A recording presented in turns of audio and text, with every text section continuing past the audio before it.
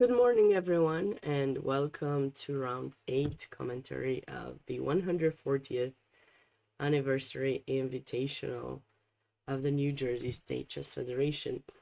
This tournament has brought legendary Grandmasters, 10 to be exact, playing in a round-robin event, playing against one another, and it's been a thrill to call in the action so far. There's a lot of there were a lot of interesting games, a lot of unexpected results up until the very last moment. So I think we're gonna dive into the games. Not before I let you know who the top. Players are in the standings. We have two players sharing first place with 4.5 points, and those are Grandmasters Alexander Lenderman and Max Dulugi. We have Grandmaster Alexander Srpolsky with 4 points, and three players. Wait. Let me just make sure. I think maybe I said it wrong. Let me just confirm. I think they're with 5. My standings had not uploaded yet, which is a problem. Sorry, with 5 points. So Linderman and Delugi both have 5 points. Then we have Andrew Tang and Durabek Amrakulov with 4.5, and Alexander Srpolsky and Mark Paragua with 4. Grandmaster Oliver Barbosa is with 3 points and a half. Mike Molnar 3. John Fedorovich 1.5, and Grandmaster Michael Roach 0. Hopefully this is going to be the round where he will get on the scoreboard. I know it's been a tough tournament for him. Many very good games were played by him. Just think time has been the factor that made him, unfortunately, blunder. And once again, I want to say thank you very much for the organizers for having me cover the tournament, and hopefully you guys are enjoying it. Hi Sebas, welcome everyone. I'm doing alright, hope you are as well. So let's get into the games. Right now we have Rui Lopez for now, but I don't know what Fed is going to play with now. I'm not sure. Maybe knight f6.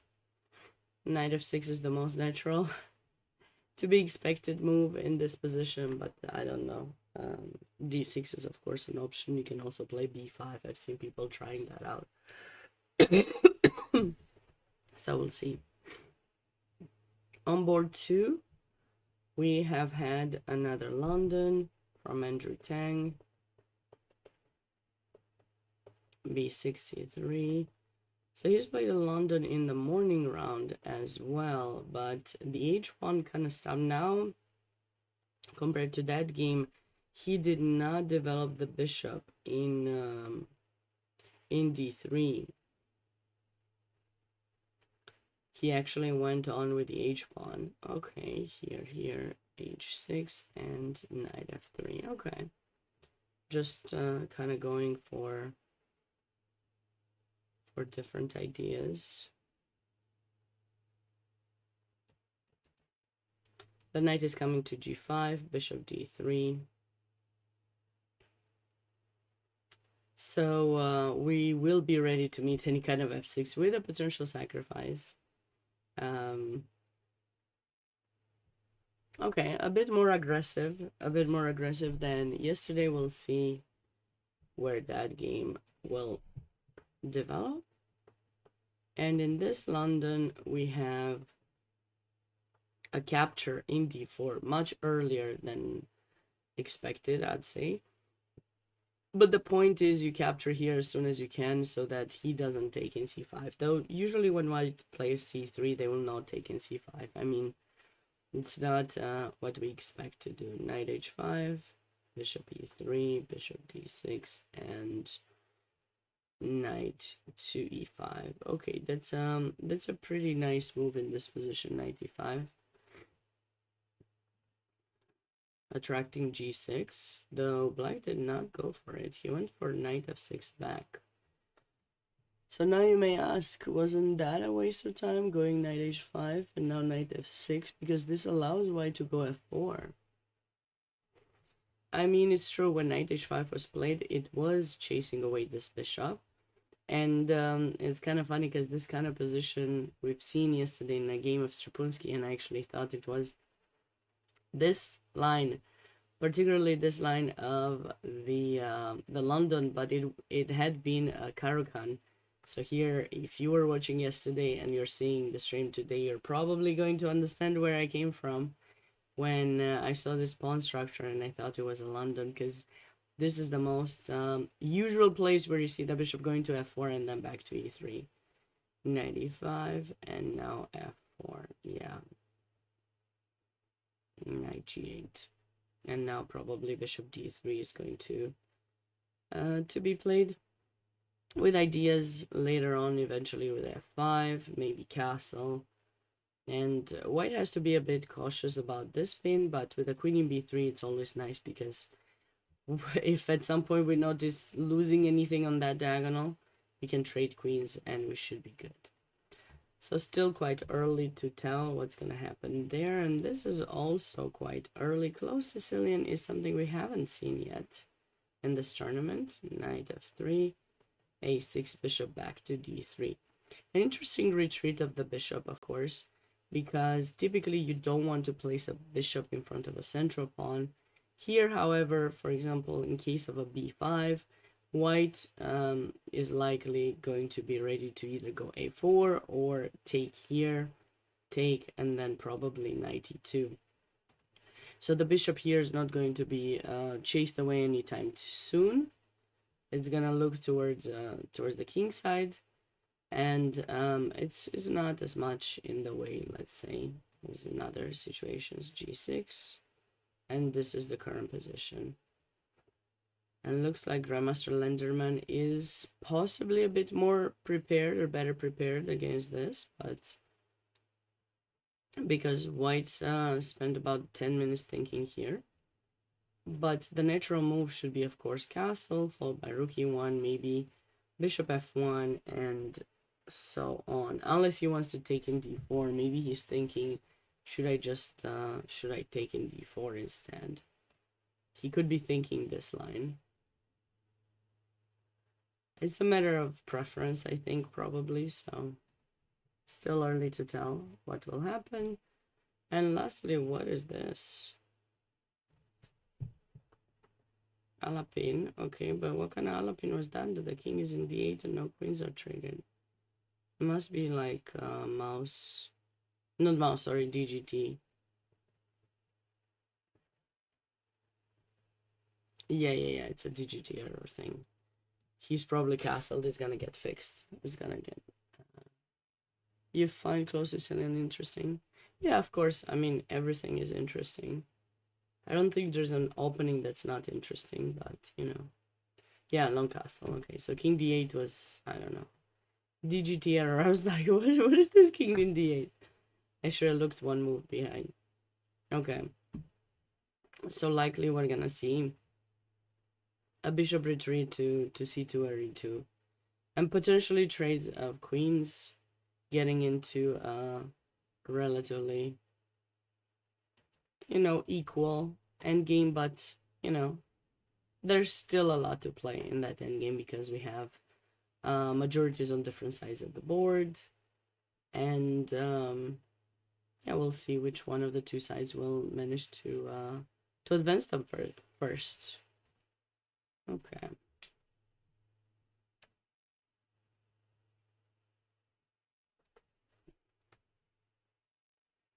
So we haven't had many moves there yet.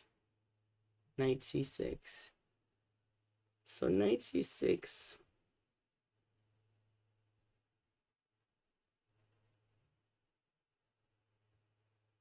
Is forcing white to do something about the knight in e5. So you're either going to take in d7 or you're going to take in c6. Likely in c6. Queen takes c6. don't you even think of taking here, because obviously you're gonna lose material after this move. So queen takes c6, and now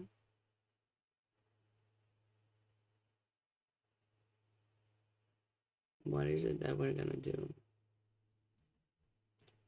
We're not worried about that. We could, of course, go knight e5. But the thing is, I don't believe white is willing to trade the knight. They also already traded one. I think there's some ideas with a4, bishop b5 in this. Wait, can I go bishop b5 directly? Just talking about it, I feel like. I was suggesting a4 to go bishop b5, but maybe we can just go here directly. And if he takes, we take, of course. If he doesn't take, however, and goes queen c7. Now, the question is, how would we feel about entering in such a position? This knight versus that bishop. Because, you know, it's an interesting position, resulting position, you know?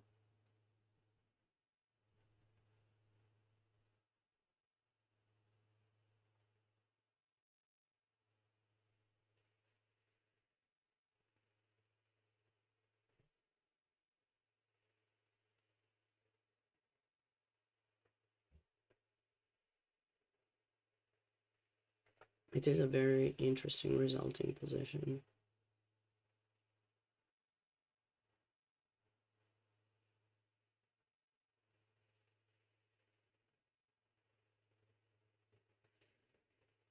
I still think the bishop is perfectly fine. Of course, we can place it here, but this is not an outpost forever. He's gonna go bishop b5. This is the best diagonal for the bishop. And whenever we will feel the most comfortable, he will play f6. And our knight will be gone. No, I don't think we should go for these trades. It seems nice, but no, I don't think we should do it. I don't think we should do it. Let's not do it.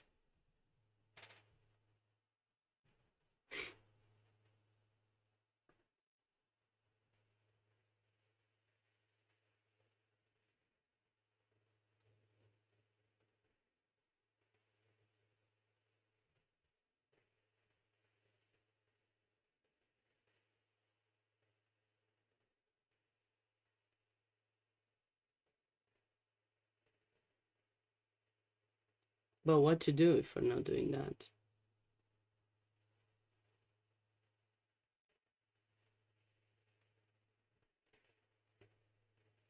As this bishop b5 does make sense.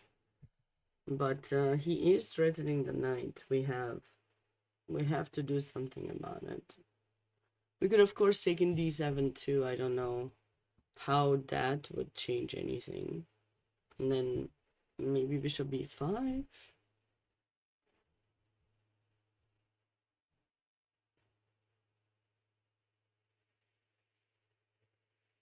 I don't know. This h-pawn push was very nice, but was it?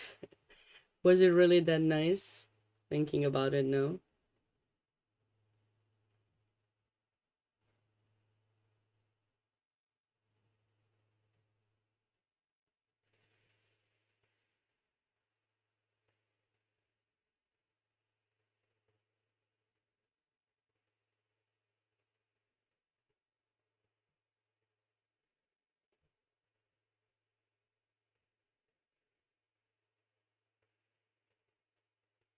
Hey there, CM Harlem. Welcome.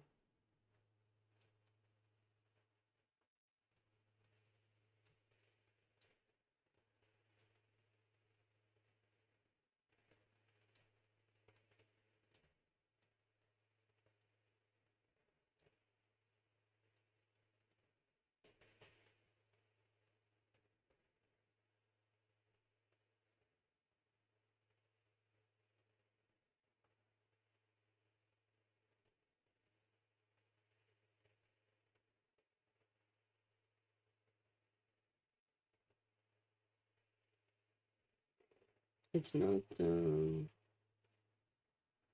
It's not so simple to come up with a play for white here.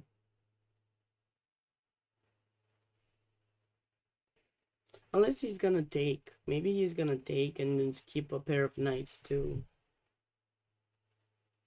Keep a pair of knights on the board as well, and just maybe go bishop d3 or something.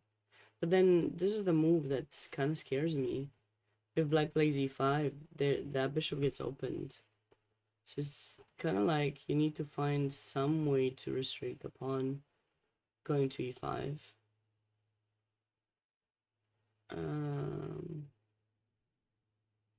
Maybe bishop b5 or something. Hi there, Machine Savage. I sound much better or worse? Which one? Better or worse? Hopefully better. You always want better. That's good. That's good. I feel better, so that's good.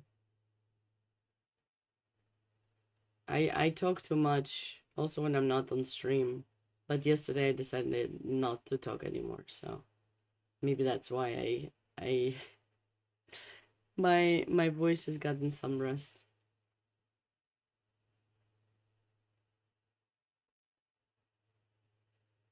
No, I wasn't suffering, not at all. Don't worry, I'm having honey every single day. I'm having honey every day.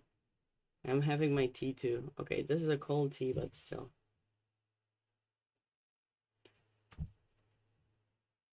In the break, I'll have more. I'll take a break at some point. And we'll brew a new batch of tea.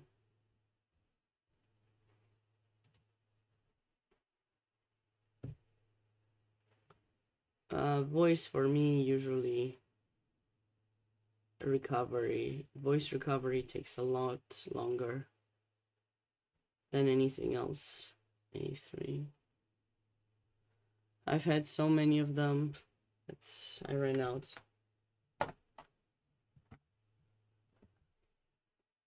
A3 is actually kind of cute because he's gonna play b4.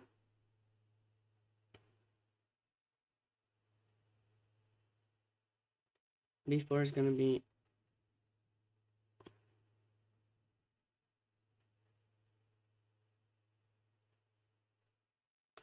I know, I was told that too. I was told that too when I had bronchitis and laryngitis. I was told not to talk, and I listened. I listened to that. I listened to the doctor.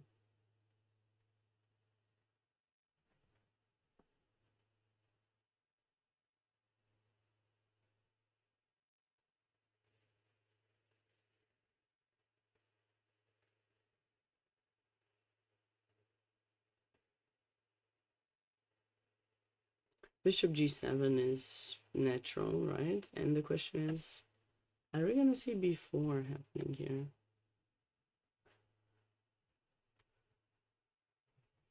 A Romanian not talking? That's not possible. You must have either met a lot of Romanians or are a Romanian yourself. One of the two. One of the two. I didn't know we had that reputation of being that talkative. You're both a Romanian and met a lot of Romanians. Well, obviously, if you're Romanian. Okay.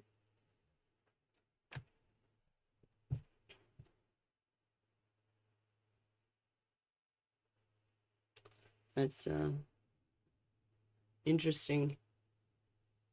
I didn't know we had that reputation. And that's not a bad reputation to have, you know. I think it's a decent reputation to have. Could be worse. We could have a worse reputation.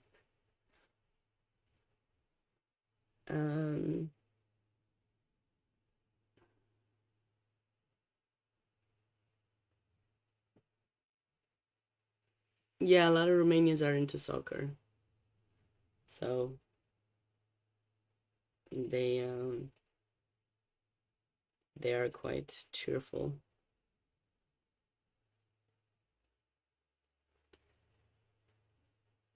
I see.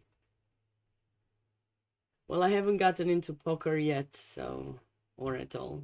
So I'm good. I'm good. Prefer to stick to chess for now. At least I know some. I know some of this game. There's always room for improvement, you know? Always different ideas that you can learn, but for now we're gonna be happy. We're gonna be happy with this. Takes. I wonder if he's gonna take or e6. But this is gonna be, I mean, relatively draw potentially.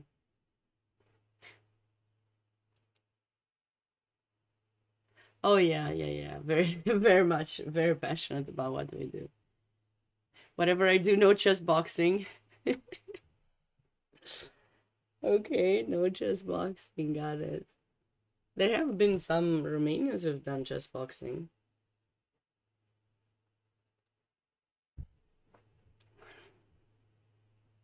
No boxing, got it. Not happening for me. Got it. What about dice chess? Is dice chess allowed? It's kind of a luck game. I don't know if you guys ever tried. All right, total noob. Got it. We can't be the best at everything, you know? You gotta be the best at one thing at a time.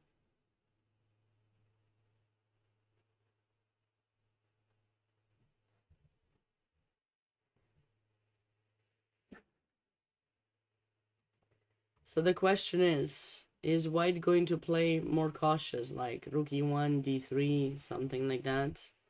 Or is white gonna go for this line? What to predict? We can stay here and see. What is Grandmaster Road gonna go for? I mean,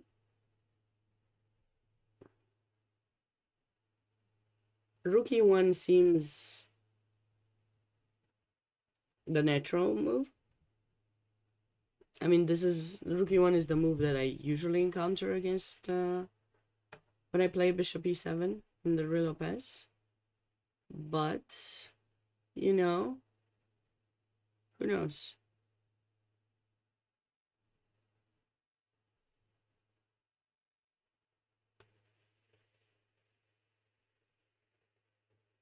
Okay, Machine Savage thinks d4, got it.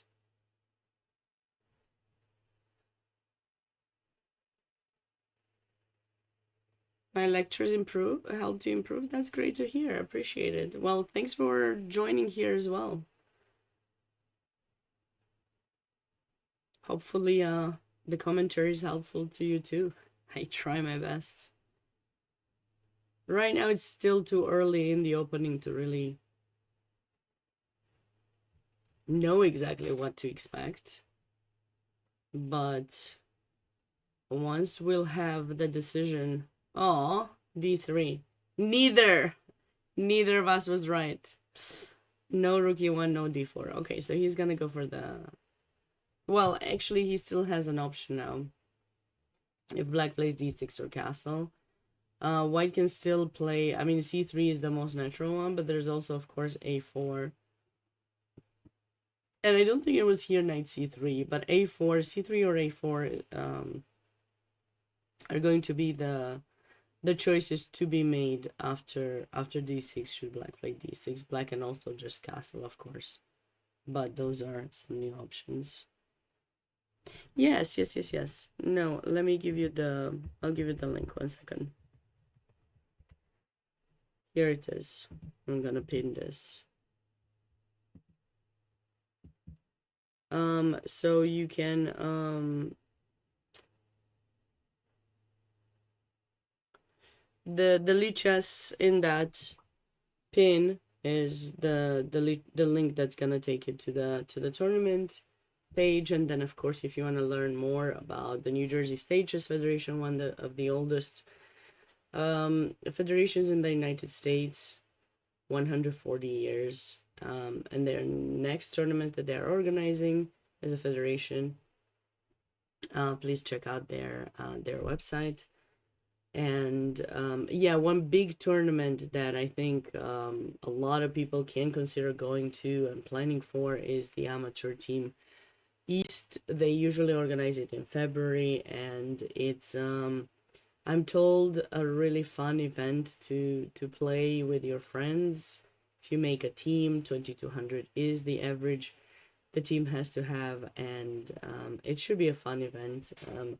Usually the top players don't end up winning, so everyone has a chance to compete, and it's going to be held, I think, in a beautiful location. Highly recommend checking it out, and maybe making a team to go there.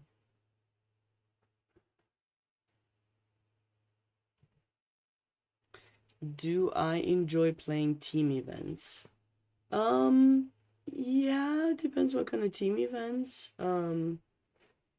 If the team is united, and like we're good with one another, like there's no drama going on, of course it's the most pleasurable thing to do, because chess is an individual sport after all.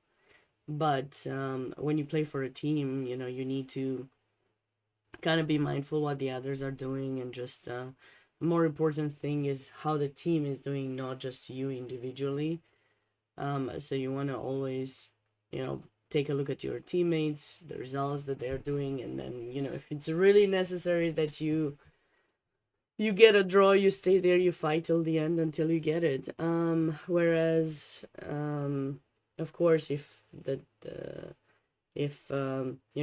only draw is necessary to win something or to win the match, of course you also have to make those decisions, which I know are not fun, because if you could win, who would say no to winning, right? But I know a lot of people who are very good team players who accept to give draws in much better or maybe even winning positions because the team would win something. So that's something admirable. I remember one time I was not that nice. I must have been like 17 or something, and I had 8 out of 8 at this Romanian team championship, I remember, and my team needed our match to be at least equal. Like, it was out of 3 games, and the other 2 players had drawn, so they wanted me to draw, but I really wanted to score 9 out of 9. So even my team captain told me to draw. I didn't do it. I'll never forget that guy's face. He was not happy. He was not happy at all that I did not take the draw for the team. And I played on, and I was better. Like, I was really better, but then I blundered and I was close to losing.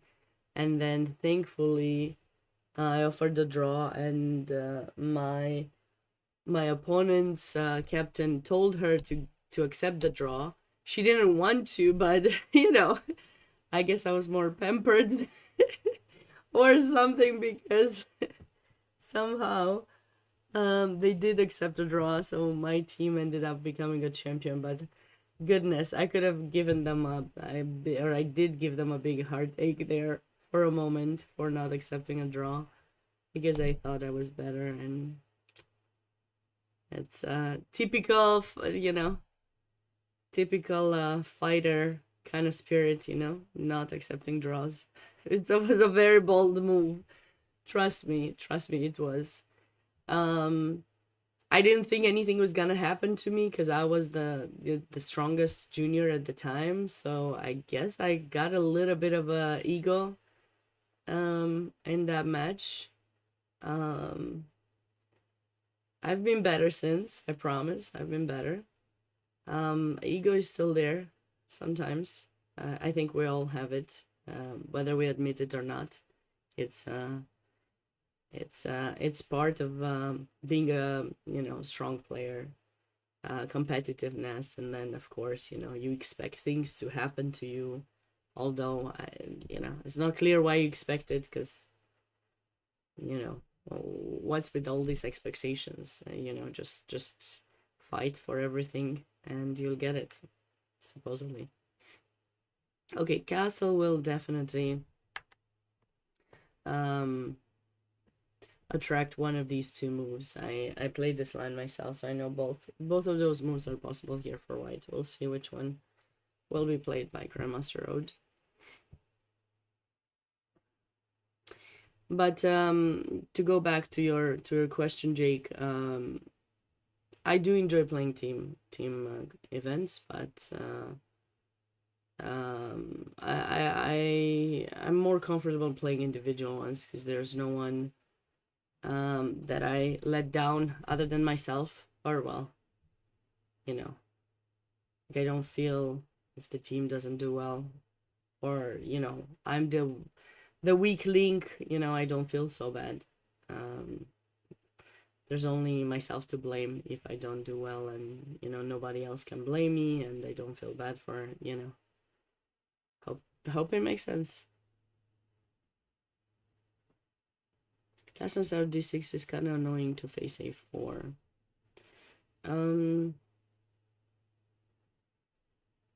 No, a4, it's not a problem. This is usually how black reacts to a4. And then, okay, if you play c3, there'll be a trade, and we got the b file, so it's not the end of the world. No, it's about the same thing. I mean, d6, a4, also b4 is a move, but sometimes they play bishop d7. Sometimes bishop b7, but usually they put it here in this situation when the pawn is here, because there's nothing to be targeting on in the center, so they put it there. But we'll see here what white chooses. All right, Total Noob. We'll see you soon.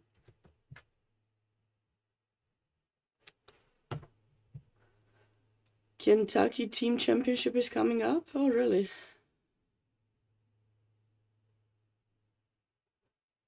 You'll forgive me for... Wait, there's a Kentucky Team Championship? When is it? I didn't... And where? I didn't even know there was a team championship. December 6th. Interesting. And where?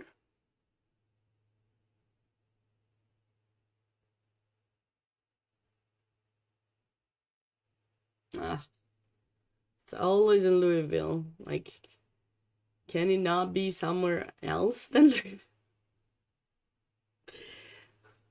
Okay. Got it.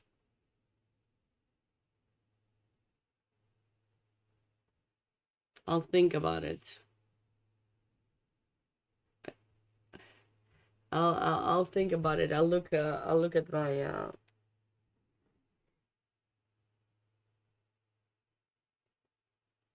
got it.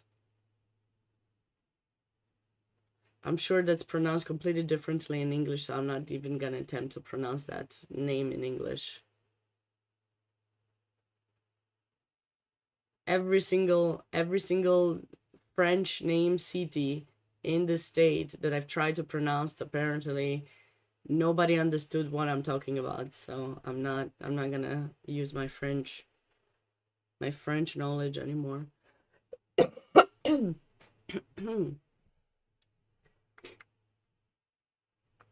Queen c7. Queen c7. So I guess he did take in c6. And then just bishop d3. No, bishop e5, nothing. He doesn't want to take the knight in d7. He just wanted to develop, and now black is threatening e5. That's the threat. Now what do we do to stop it? Remains to be seen. So team championship.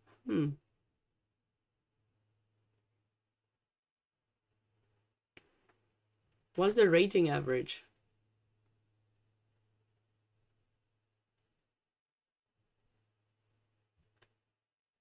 Maybe I should come and commentate instead of playing.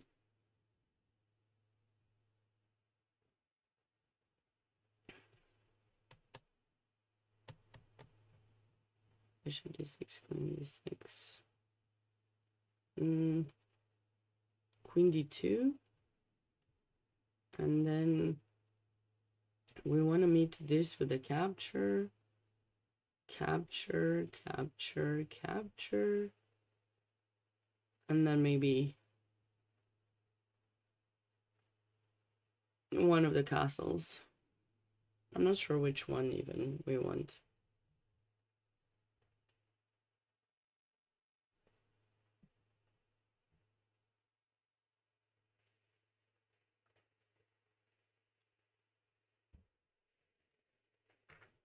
Maybe long castle. I've had this kind of a position, but okay, I didn't have my pawn in h6. These pawns were messed up a bit. No, black should be fine here. Bishop b7, rook d8. Nah, I don't think we have much chance for further development in that position.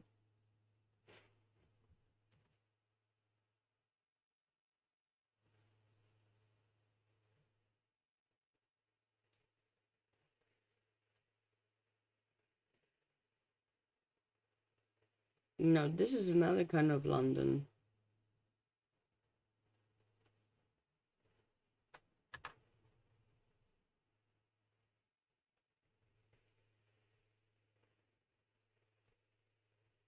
Interesting, he went back to c3. He didn't take in c6. He could have taken in c6. But okay. This is not. Definitely castle, rook e1.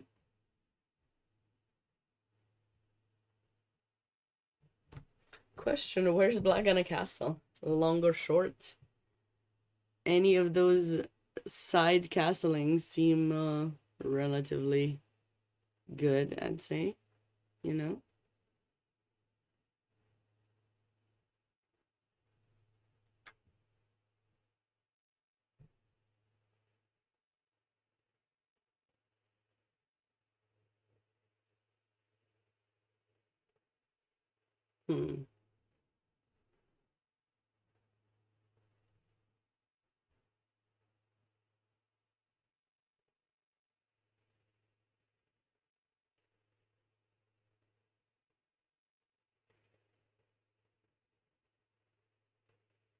So he did go rook b1. He didn't actually go b4 directly, okay. Maybe it doesn't matter. He just wanted out of this. I don't think there was anything that he should be worried about, but I twisted. We got a chat. We got a bot in the I'm just kidding. Castle, castle, b4.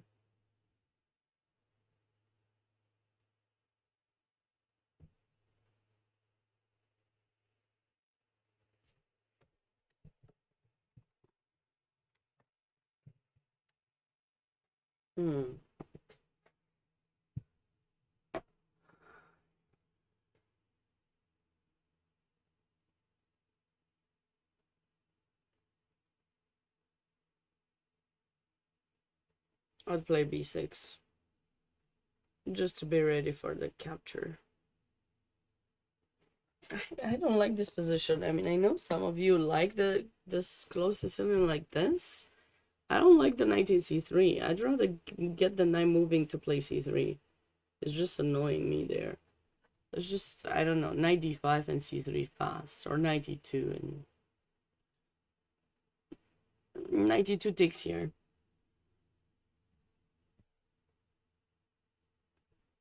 Maybe takes. Nah, I don't like it. I don't like it. I'm just feeling like a prisoner of my own pieces. Iris scan initiated. Are you sure this is Sabina? Maybe it's not. Maybe you guys are just seeing double.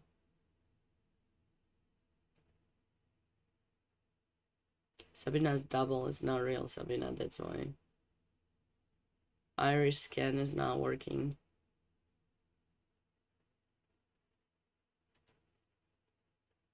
Okay, they traded. Well, let's come up with a progress for white plan, because of course he's got the bishop pair. So we want, do we want something like this and then bishop f3, knight d2 and stuff, or bishop f3 directly is gonna be chased away with knight e5 eventually?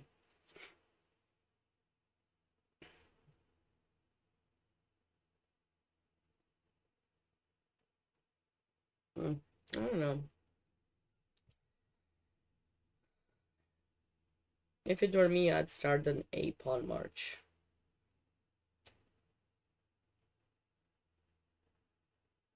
Just marching the a-pawn. Couldn't create any kind of damage. h3, okay. Alright, wait, bishop d2? Okay, this is new for even for me. Bishop d2. What is this? What's this move doing? Bishop d2. He's getting ready for a4, b4, c3 maybe. Or something.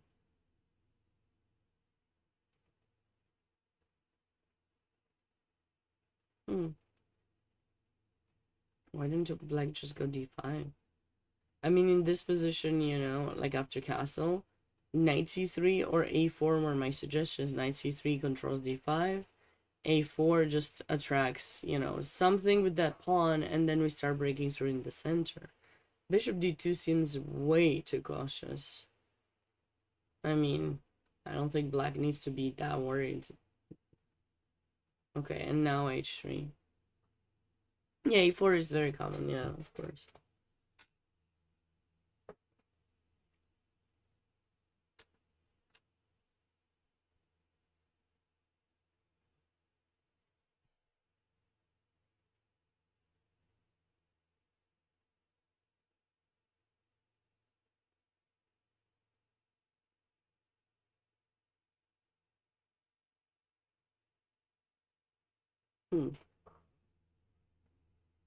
Maybe just scared of knight c3, knight a5. Well, this is still theory. It's still theory. Knight a5 is not a big deal. I think I can just take. No.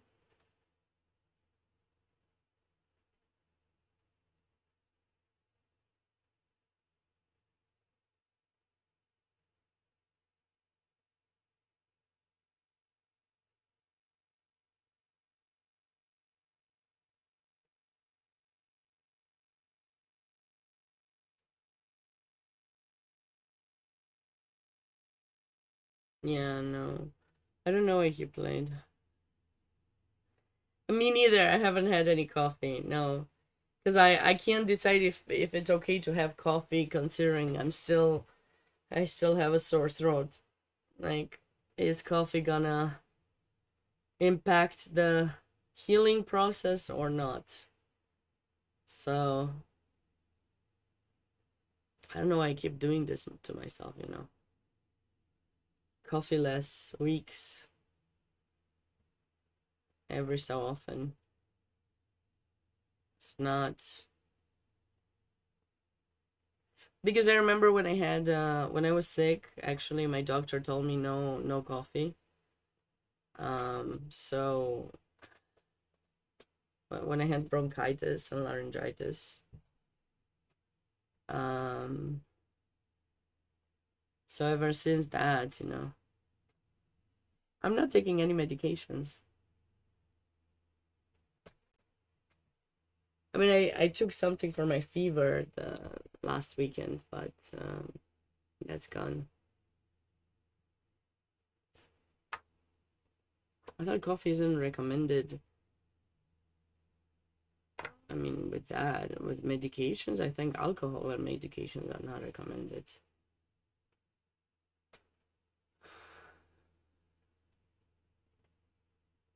Okay, so mark my words. Okay, he chose the squares 32. Okay, that's fine. It's fine with me. Maybe he wants to control a6. But mark my words, he's gonna castle long. I feel it. I can feel it. He's planning on long castling.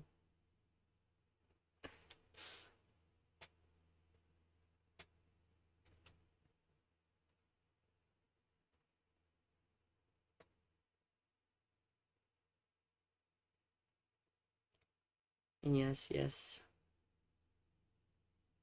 H3.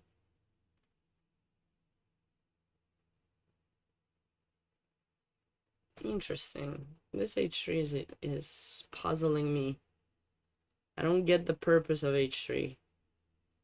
Other than, of course, go G4, but I'm saying, like, he didn't want a castle? He wanted to play H3, he didn't want a castle, huh? Interesting. So I guess White's gonna castle longer, put the king in F2. He wants to definitely go G4. I mean, he's going for it.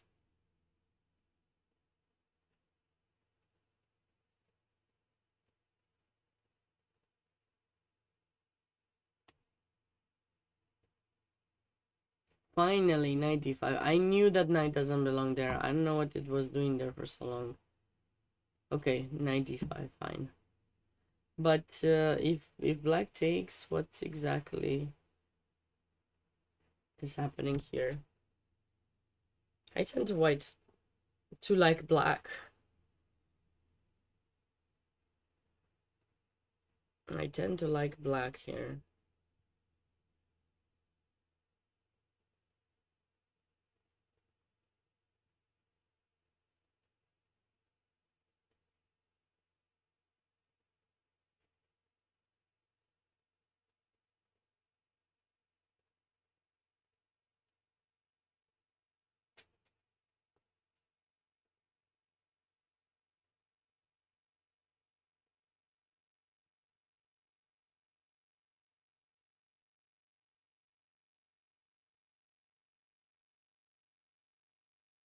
Hmm.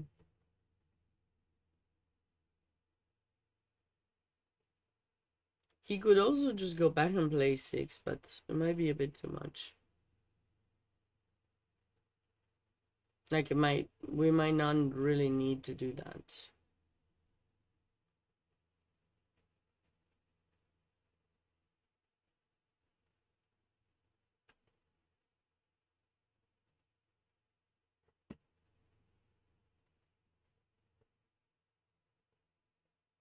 Oh, wow. Okay. So bishop f3, bishop takes d5.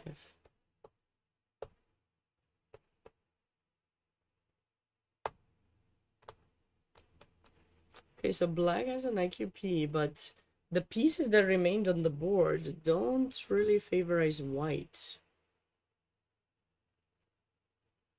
Because, I mean, we normally want to double on the file, triple, and then play c4. But here we can't really do that. I mean, he's gonna try rook d1, rook d8, and some pressure, but the c4 move will never actually happen.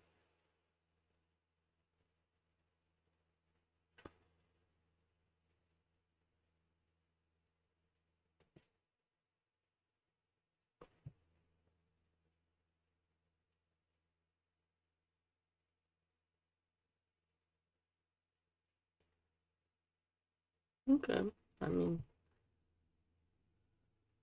look, the way the games are looking today so far, I mean, balanced. Oh, he played 97. The way they're looking now, after how much? They've played for about an hour. It's, there's a big chance for a potential draw, yeah. But, I mean, uh, of course, anything can happen. It's still quite early to tell. It's only move 9, and they just got there. The coffee is kicking in, if they had any. It's 11:30. They started at 10:30. Um,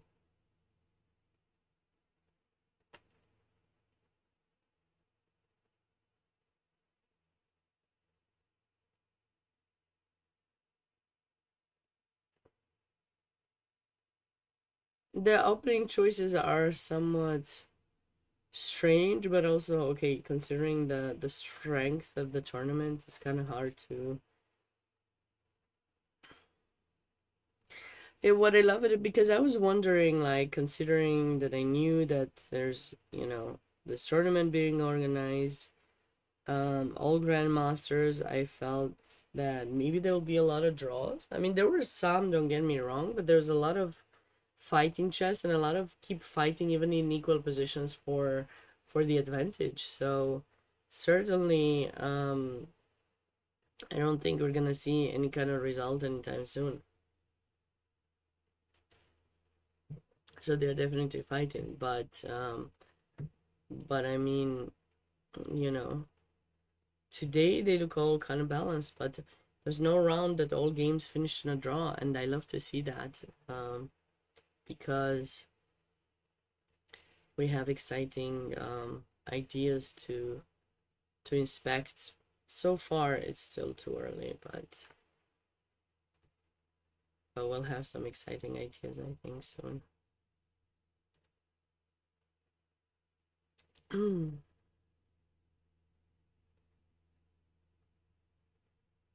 Who's your pick to win the tournament, guys?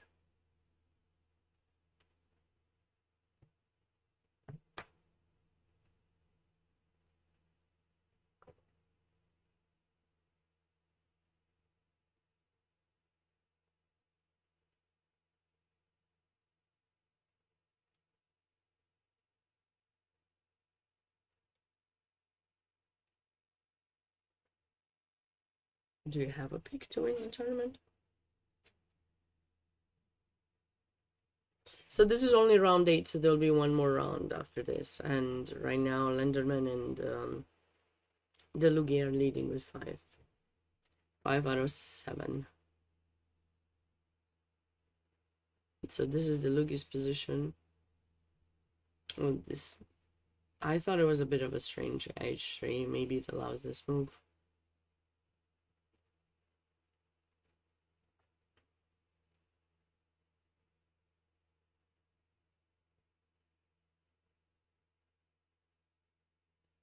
It seems that black is fine. Lenderman's position, I do like this move that he just played, because he's probably planning on chasing this knight away. And I don't think white has time for c3, because we'll just take, and 95, and then at least black gets the bishop pair.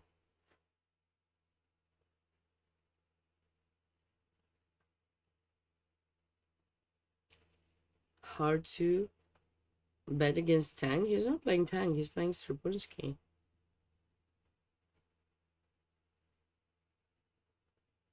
No, so these are the two players, Lenderman and Delugi, who are sharing first right now.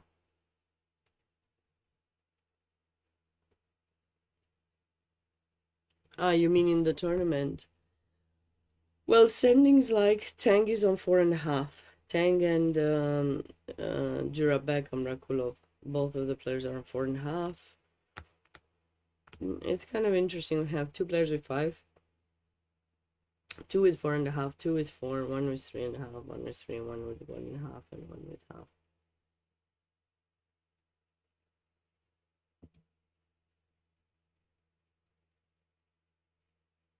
Yeah. I mean, I also like when the tournament first started. I mean, I didn't make any predictions or anything, but I was kind of thinking, Andrew Tang might be the one who has the biggest chances to win this. He's young, he's good with faster time controls, but then I found out that he's not that good and over the board time, fast time control necessarily as good as he is online. And of course, unfortunately, he's also going through some difficult time with Danya having been his very good friend, having to play a tournament when a tragedy happens is not the most pleasant thing to do.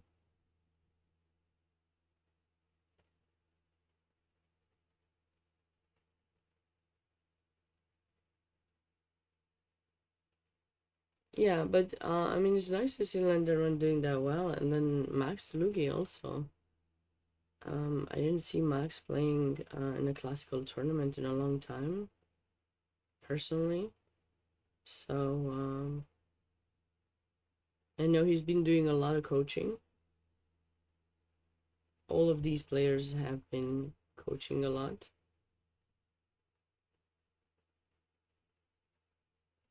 Yeah, definitely lots of potential from every single game. Let's just say that they're still looking quite too early to assess, but they all of these games have a lot of good potential.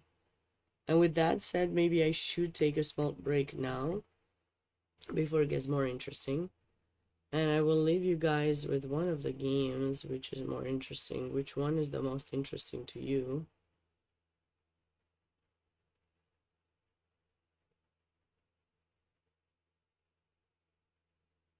Maybe this one.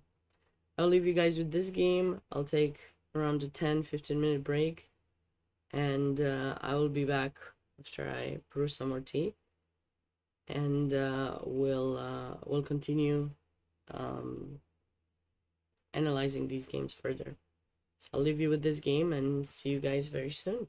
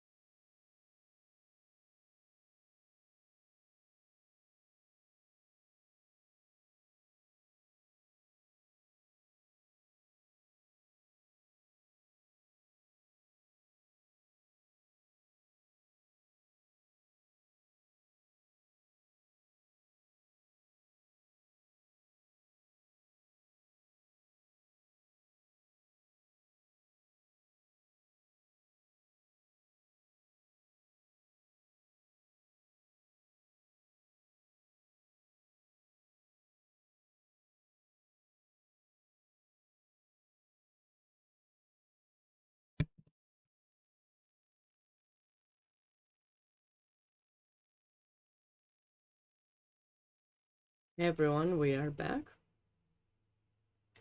Looks like some interesting things have happened. Like in some of these positions, we may start seeing the plans kind of happen in a slowly. So for this game, looks like Grandmaster Michael Rowe decided to not touch the c pawn just yet. He's gonna bring his knight to g3. Now these plans with c3, d4 are still possible. They could still happen eventually. This is a backwards pawn, but I think he's probably planning knight g3, knight f5, and bringing in pieces towards the other side of the board.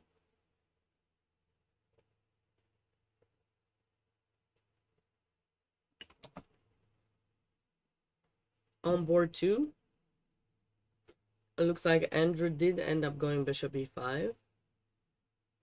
So he might have changed his mind about the trading of his bishop, but somehow he wants to trade it. Or maybe he doesn't want to trade it, but I feel like he does.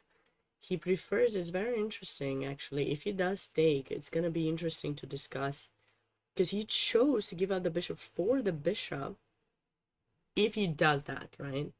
We can say that he chose to do that instead of taking the knight, which the knight would have been basically what we would have expected him to do. But here he wants to do to capture the bishop. So like pretend like this happens. Oopsie, what has happened here? It looks, oh, you guys don't see that. Okay. Castle.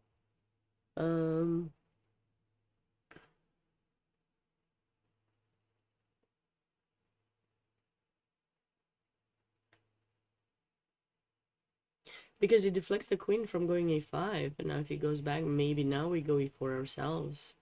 And it is white who's managed to do it first. I mean, it does make sense. Okay, we'll see. We'll see if that happens, but that could be deep.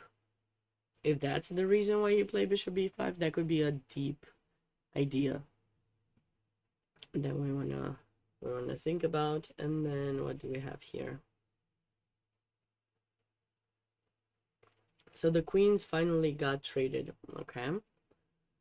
The queens just got traded off after h3. So no knight f5 yet, but this is definitely something that black needs to consider doing as soon as possible. It's definitely part of the plan, you know. I mean, we won the knight. No, don't say that, Jake. Don't say that. I feel bad sometimes too. Feel like I got no idea what to expect, you know. It happens to all of us sometimes, you know.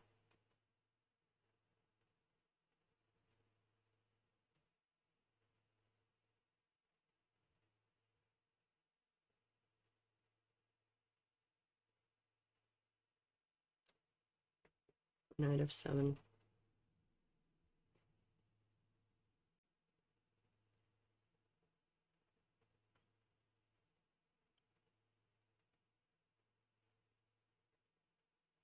He didn't go knight f5. I'm puzzled by this decision. I guess he wants to go e5 instead, but knight f5 just seems the place to be. Seems like the place to be. You gonna try that in bullet? What? Pretending like you're not gonna trade something and then suddenly you do? And you trade the bishop for the bishop instead of for the knight and see how it goes? Or you're gonna try knight h6, knight f7. What exactly is it that you're gonna try?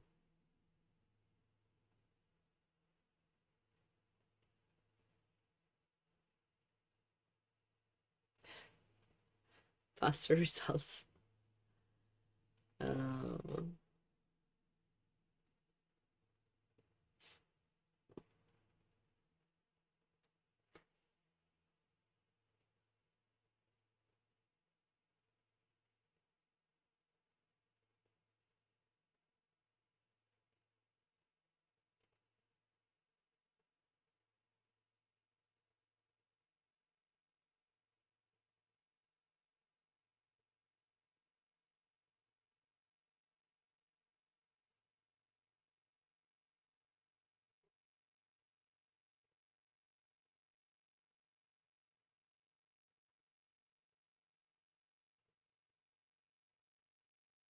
Okay, so you know what I don't like in this position for white? This is certainly kind of a nice idea to bring the knight to put it in h6, but if I play h5, I don't think you can play knight h6. Oh, or maybe this is what he wants. Oops.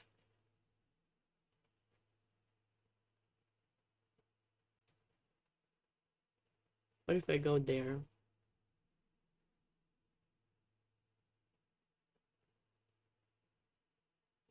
Hmm. Here's another deep idea. So h5, attacking the knight. Like normally a knight in h6 gets trapped, but if black plays here, he's gonna lose after knight g5 because f7 is hanging, so obviously, you know, if you take this happens, and if you go back, this happens.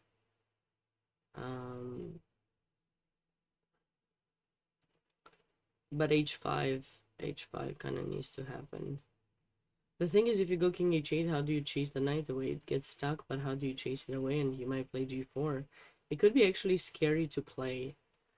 I wonder if Grandmaster Lindeman's gonna go for this or not.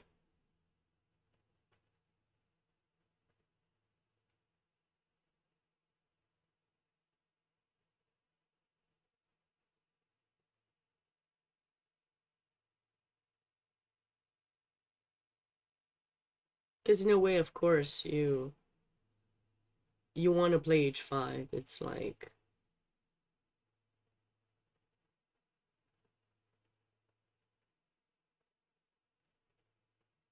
a move that needs to be played.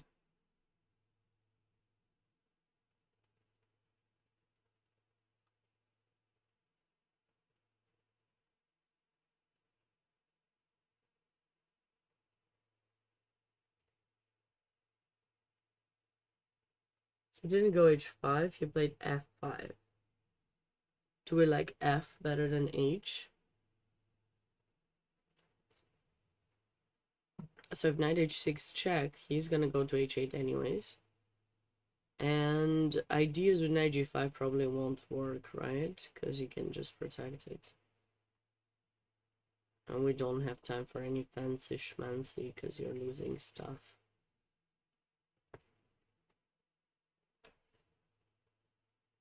This is nice. Actually, this is the kind of move you think that black is not gonna do because you're often like panicked of these kind of checks, but you know, the knight is hanging and this queen loss is hanging too, so you don't actually have time to survive here. You go here, no cause for alarm. Kaboom! Oopsie daisy, someone's gonna lose something.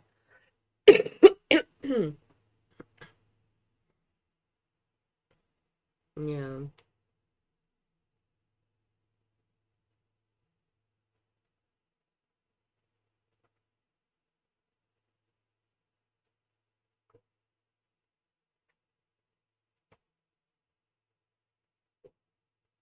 This is looking good for white. For black, sorry, for black. F5. Also, look at the time difference.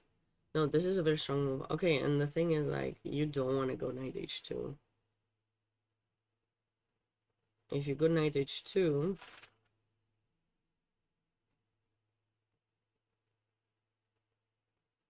maybe this.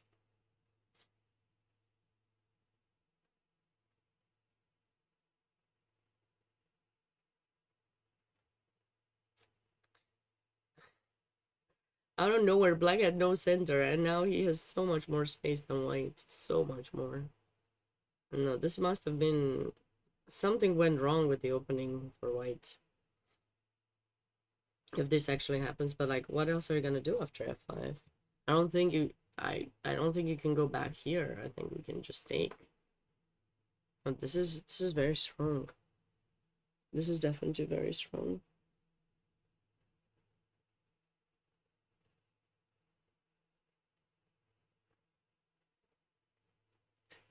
It's not going easy. It's not easy at all.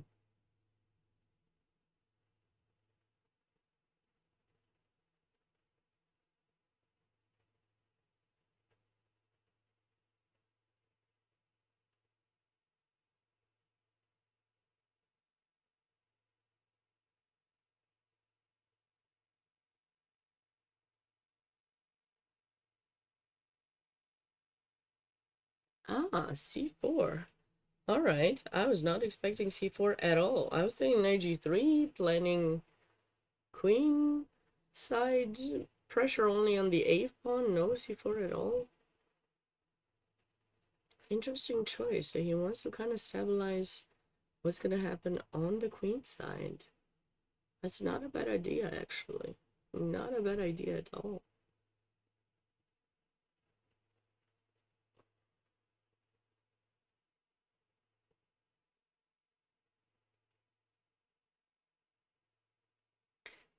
You never drew arrows?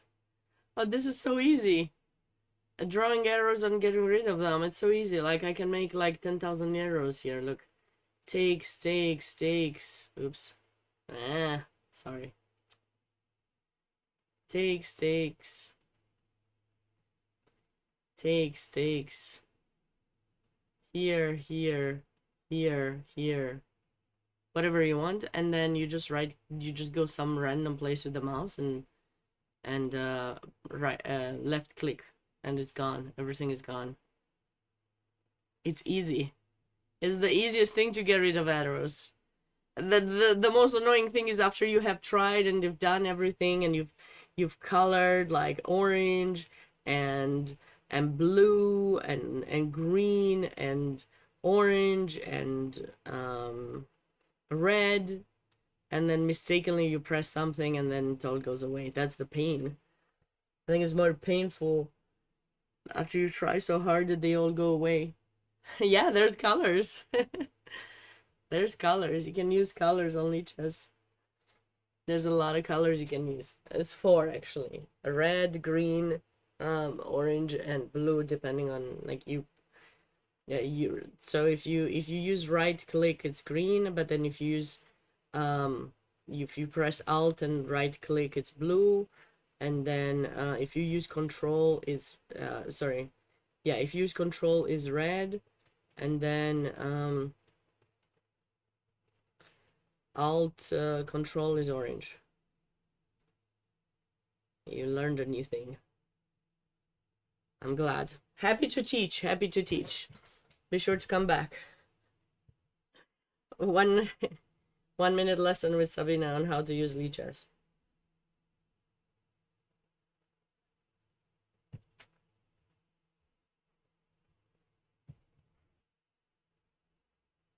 I actually made a leeches video on YouTube that went kind of viral. That's how I got my account verified by them. It was kind of cool.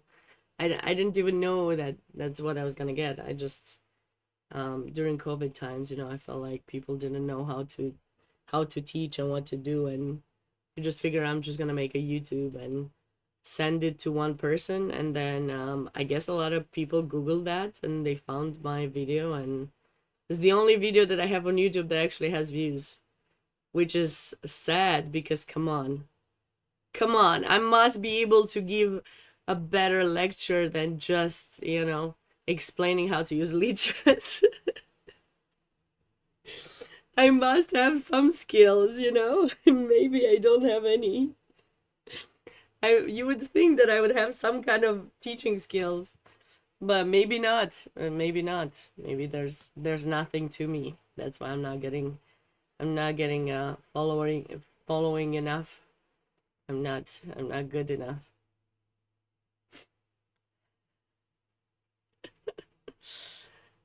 You didn't have well, just go and follow it now, Jake. You gotta. You gotta. I need to post more on my YouTube. It's been lost. My YouTube has been lost. I started it, I think, in 2015, and I had this like blog that I was doing day-to-day cooking with a grandmaster, and basically I was cooking something, and then I was using like cooking and chess together. It's always been like a passion of mine. If you can't tell from the way I look at that, I'm a foodie, so I love every kind of food almost, besides specific ingredients that I would not eat. Yeah, I was kind of trying to share a recipe with the chess, and I would share like a classical game That's how I got into learning more classics myself, which I felt it's something a lot of us don't do anymore. It's something that is lost. Um, but if you really want to be a stronger player, I think it is very important to spend time studying some classical games. It's not that there's not enough information, enough very interesting games these days, but just the people who are super strong these days might have utilized an idea that they've seen before in another one. So you seeing all of those things, you're just developing your knowledge on various ideas, and you don't know when you might be able to utilize it.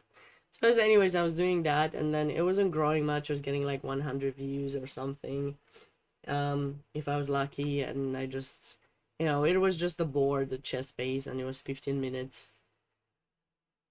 15 minutes or less videos.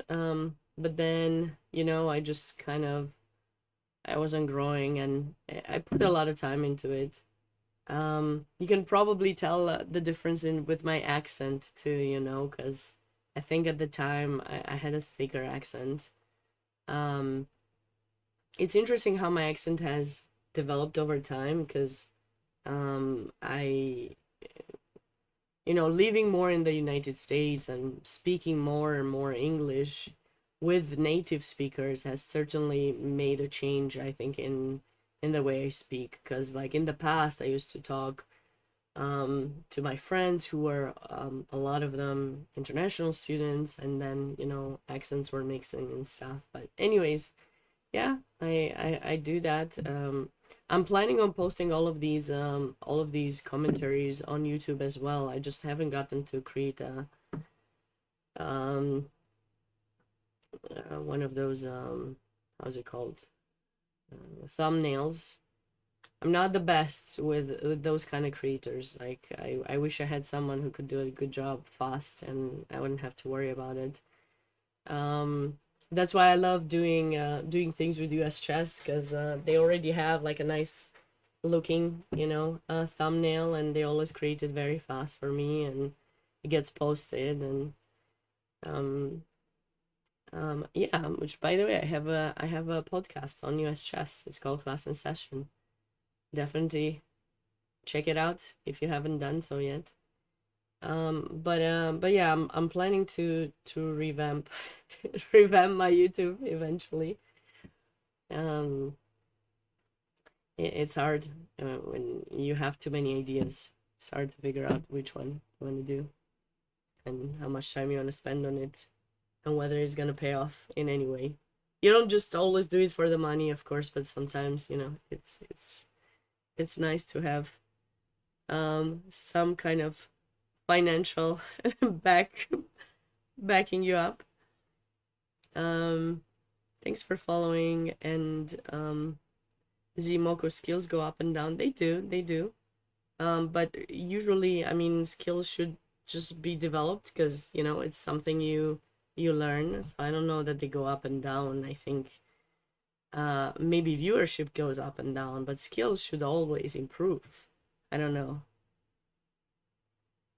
Cooking off the board seems like a fun title. You're a bot, so you should be able to find some better things for me. Maybe you'll give me some hints. Yeah, I agree. Shorts have a better views now. Well, 15 minutes I think is kind of decent, but these days, yeah, the shorter you can you can make a bigger impact when you have like shorter lessons and with big goals, but not everyone is able to really plan that well enough to really be able uh to share all that knowledge in a limited amount of words. And as I talk a lot, it's kind of hard. But anyways, feel free to check out my YouTube too. I think there's a command with YouTube.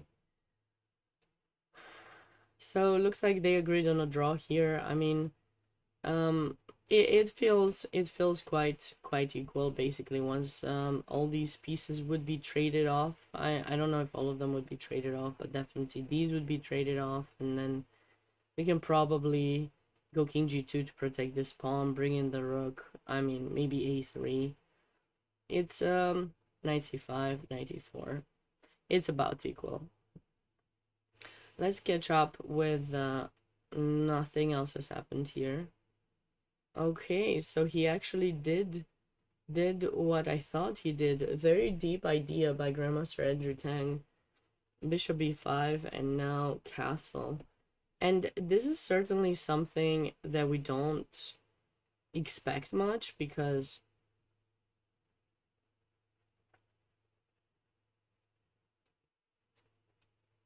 we're only like thinking of bishop, good bishop, bad knight, or good knight, bad bishop. But here he went to g5. Very interesting that he didn't choose e5 as an outpost for his knight.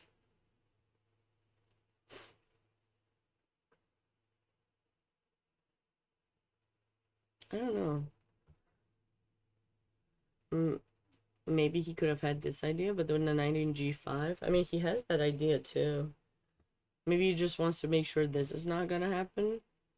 Because if that happens, at least he's getting some kind of weakness here for black. Queen takes e5, of course. If pawn takes, then I think we can certainly put some pressure on these pawns. So queen takes e5. And maybe now rook d4 I like. Rook d4, rook d1. If you ever choose of taking, now it's going to be tricky with which pawn do we capture back. I mean, ideally, like this. But this is one thing I'm kind of worried about. Like this endgame could be a draw. I mean, I know I can play too many moves, but still. Nice job, Mohammed. Good way to go. Is there knight takes h7 after knight g5? No. When?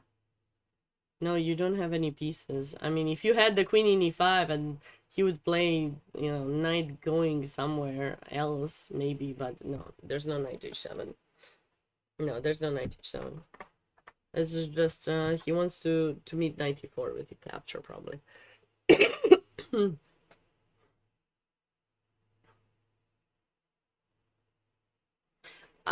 Okay. Or he's looking forward to king h8, rook g8, knight f7, mate. Obviously, that's not gonna happen. Just saying.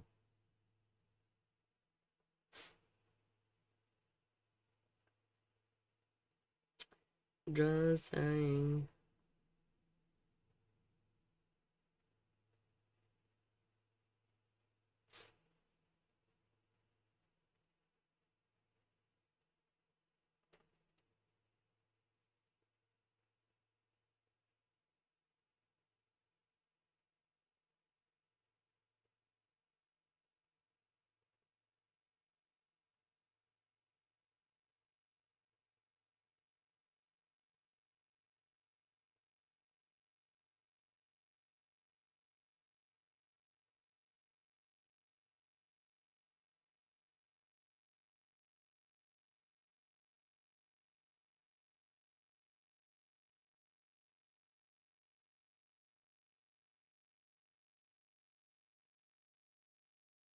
How can the money in chess be increased?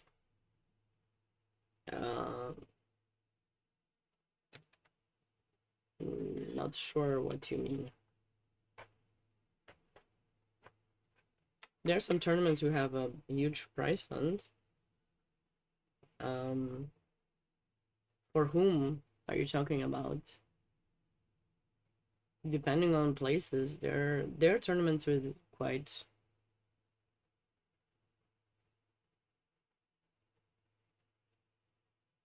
Bringing Gatorade or Red Bull. That sounded like a bot answer. Twisted. Makes me believe you might actually be one.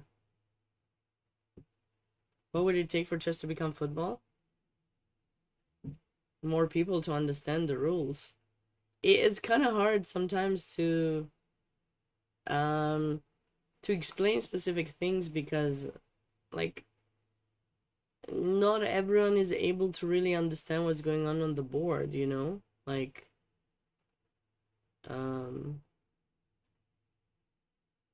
not everyone is able to understand what's going on.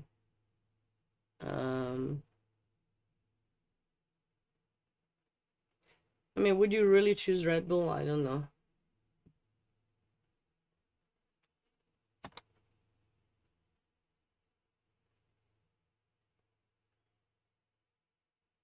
Burger King.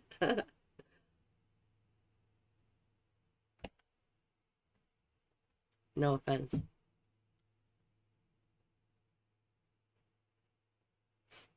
Nobody understands football. I think they kind of get the point. It's not that there's a lot of strategy involved, but the purpose is kind of like obvious what's happening. In chess, if I just give you a position and you have no idea how pieces move, you just see some pieces. It's like a work of art that you need to try to know how to understand. Um, and you know, there's people of different levels watching it, and you have to be a good commentator to explain what's happening on the board, what's happening inside of people's heads. This idea that they brought up in this match, USA India, that was held in Texas, that was kind of a fun thing that happened. And heart rate, like showing heart rate of players, is kind of fun. It's very tricky because I think if you make it like an exhibition, you certainly can bring a lot of viewership because the people who are playing also can talk about it, and you know, there could be some trash talking going on. But you know, like real excitement when it's a classical game, sometimes it's harder to really bring on the masses to understand what's going on unless it's, you know, a world championship. It's very hard.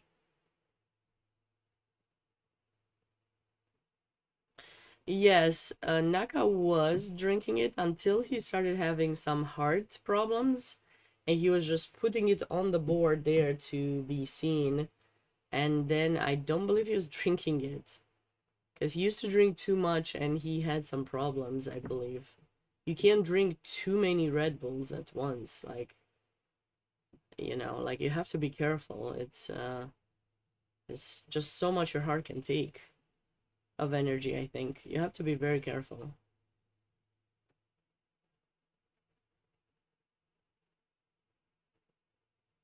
Yeah, yeah, let people shout. That's cool. I wouldn't mind it. I mean, yeah, yeah, no, he was definitely no, when Naka was sponsored by Red Bull, he was definitely having like during US championships, there were a couple of years where I played and it was held in the same time. There was like a special fridge just for him in the playing venue, like a tiny little fridge, with Red Bulls, and nobody else was allowed to touch it but him. It must have been his private one, or you know, Red Bull sent it there. I don't know, but we were not allowed, the rest of us, to take any one of the Red Bulls. That was especially for him. They fake it. That I don't know, my friends. I couldn't tell you stuff like that. I just think we should be mindful of what we promote. I want, and like you know, you have to be very careful what you promote, and should be some information disclosed in case specific thing could affect some people. Probably. Probably just my opinion. This is just my opinion, so please don't take it out of context or anything.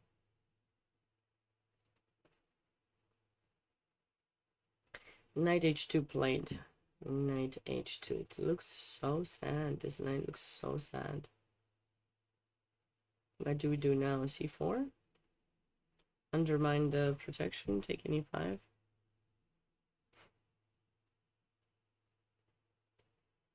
I'd be doing Hema. No, no.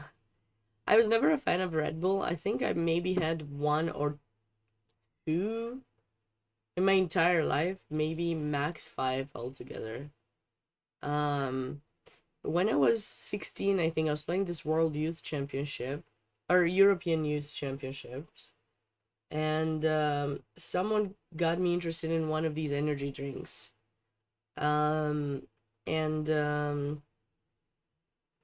I didn't know, and I was young, right? So I was like 16, so a 16-year-old shouldn't have heart issues, right? And I didn't know you couldn't have more than one, and they told me it was fine. So I was starting to drink the second one, and I started having heart palpitations. Like my heart was racing way too much. I was feeling dizzy.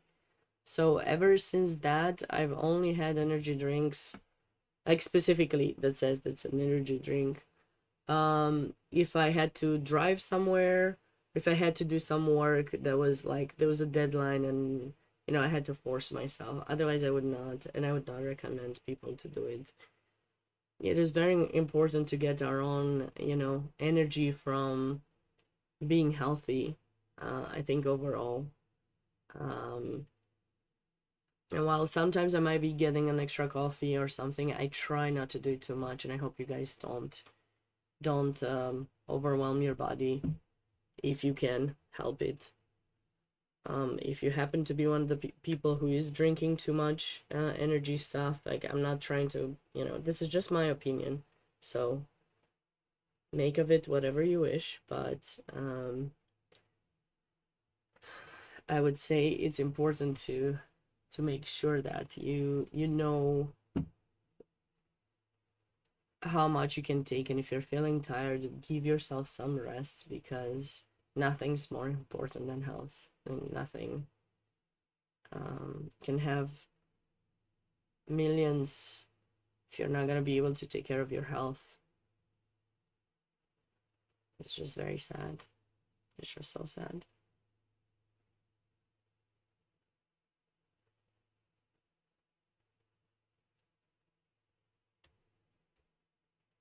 Yeah, because I mean I was so young. I was like 16, 15 or 16. I remember it was in Serbia, that European Championship. So yeah.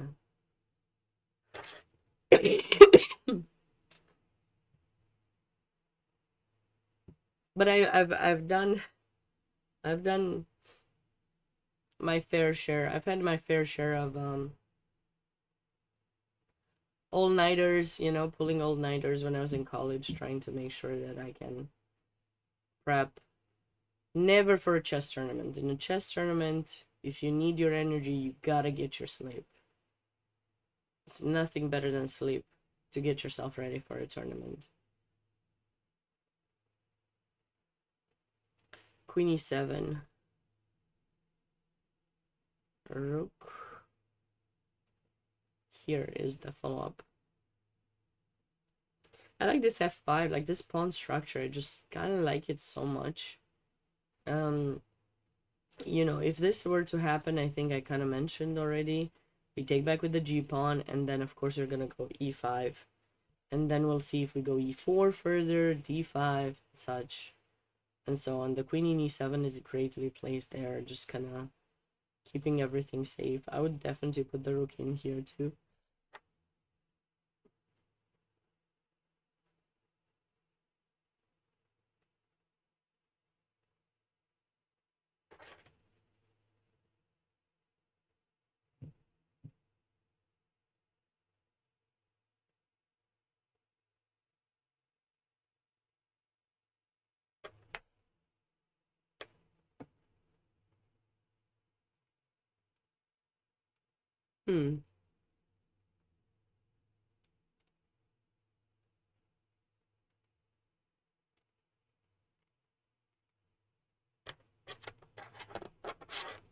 This is an interesting position.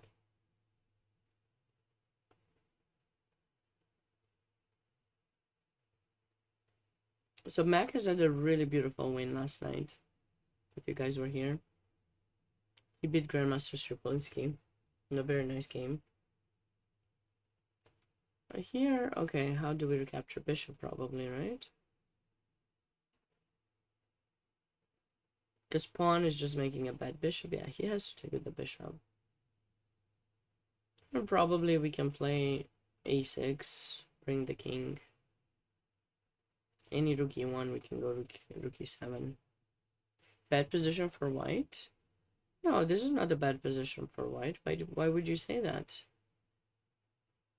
Material is equal, and it is black that has an isolated pawn. It's about equal in the position.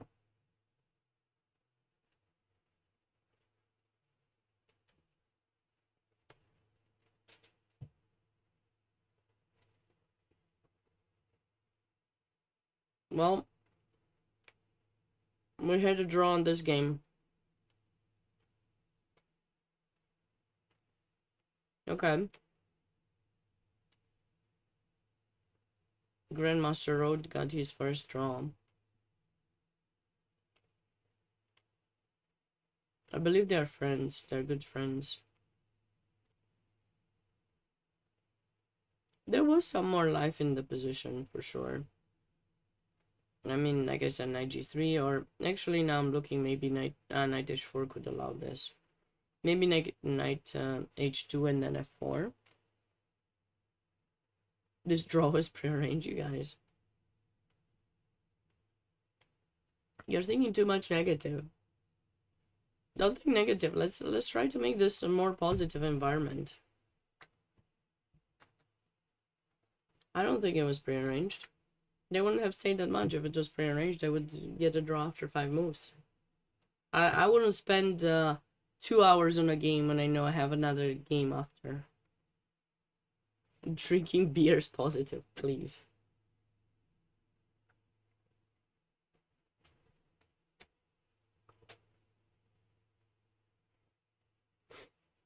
Prearranged involves something bad that shouldn't happen. I think these days FIDE actually considers, and maybe even USCF considers prearranged as something you should not do. I don't know, illegal or something. Potentially I could be wrong. If there's any tournament directors in the chat, please feel free to let us know. To let me know. But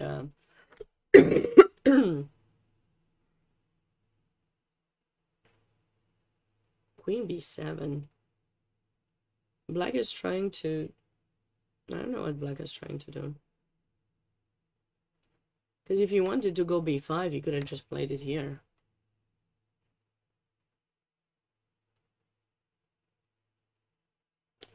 But maybe he was worried of this, and that's why he played queen b7 in case of queen f3. He can go queen e7. Okay, it makes sense. It makes sense. Okay. See? So you're not supposed to arrange. I don't think that was prearranged either, Jake. It was not prearranged. A Nepo double game. Oh,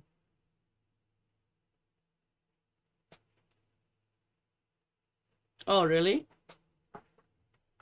I thought they were just planning a draw, then they were planning to get a draw. I thought they just kind of made up that at the board. See, I'm not keeping up with all this drama gossip stuff. I learned it from my chat.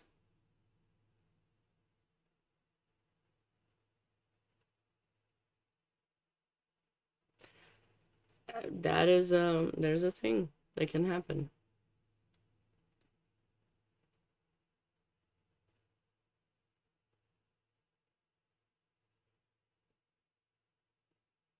I don't think, I don't know. I mean, what do we think of prearranged draws?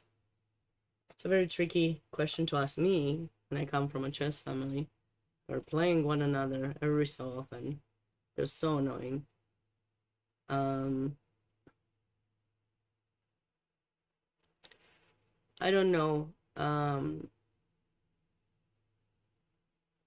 If you're friends and stuff, I mean, if you want to get a draw, I'm not opposed to it. I'm opposed to, like, I'm not opposed, but I don't like it when you're being forced to play and you just want to get a draw. I mean, like, if you're, I usually like to fight. Like, you wouldn't see me getting a draw unless it's my family. I don't have anyone that I would, want to get a draw that fast with, but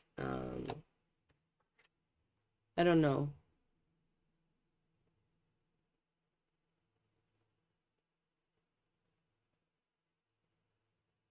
Bone Cloud. Bone Cloud would be so obvious. It would be too obvious. Nah. E5 played. He didn't want to go for my C4. He went to D5. Okay, E5 is nice too. He will go C4 later. Or maybe D5. It's even more unpleasant. Wiseness. Good question, Mohammed. Maybe someone should sponsor it. In the US, a lot of things go by sponsorship. If there's a sponsor, everyone is willing to get a cut. If there's no sponsor,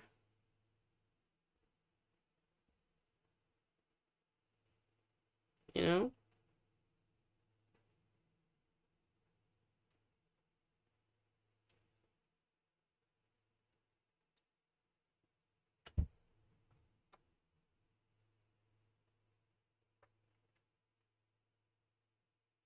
You're gonna play some dubious openings. What is a dubious opening in your mind? The Budapest Gambit. Yeah, Lenderman's position is really nice. This position is definitely much better for black. White's knight in h2 is completely out of play, and it just moves so much, and now you still have to bring it into play through f1, and then where? There's no place. White has wasted too much time. There's no, maybe b4 we can try, but this is basically what white wants to stop somehow. I think c4.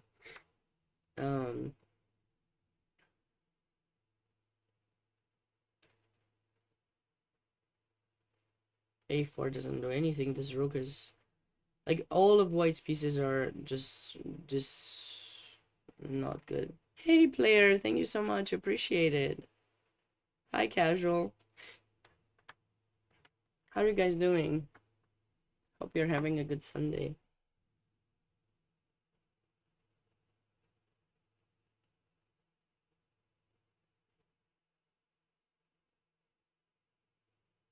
Oh, you're trying to get that Rosen score. You're trying to improve your Rosen score. Got you. Well, hopefully it works out for you, Twisted.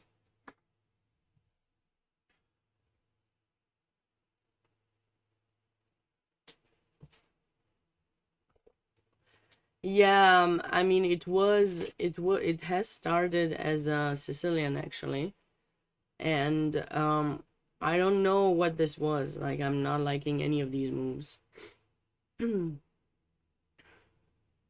not liking any of them at all. 93.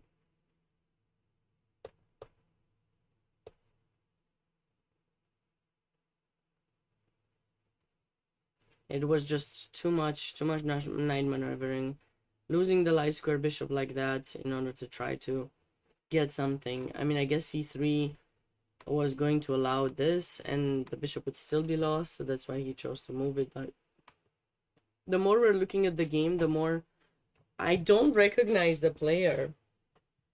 I think in this tournament, Grandmaster Stropolsky has played very entertaining and creative chess. This one just doesn't feel like him somehow. I don't know. I'm not trying to talk badly. I'm just like, I'm not getting the vibe of being creative and over pushing, small advantage and stuff. I feel that's what he's been doing a lot.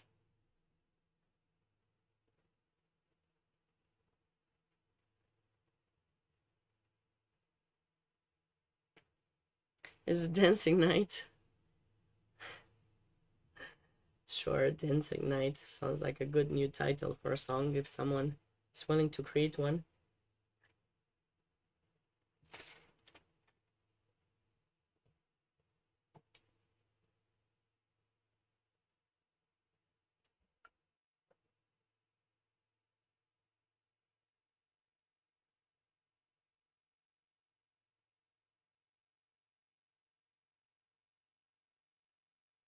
92.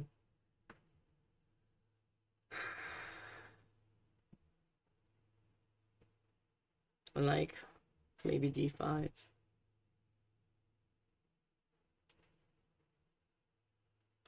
I don't really see any break for white, unless he's trying f4, but how can you try f4 with the knight here now? The knight is blocked, the rook is here, is not in f1 to support f4. It's just making things very difficult.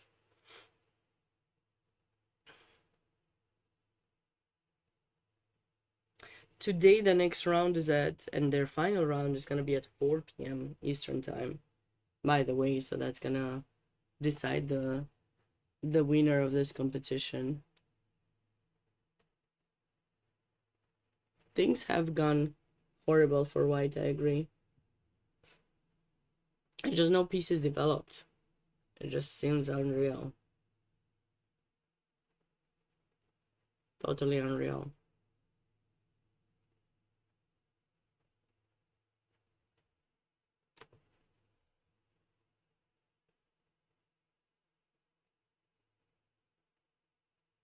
Okay, bishop f6 is actually nice, controlling e7. Kind of keeping the rook there. He might be considering an entrance. But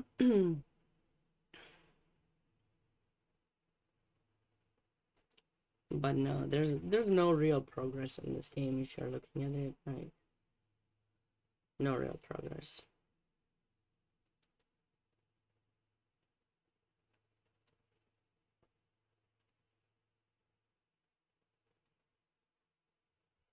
Yeah. Andrew Tang is playing.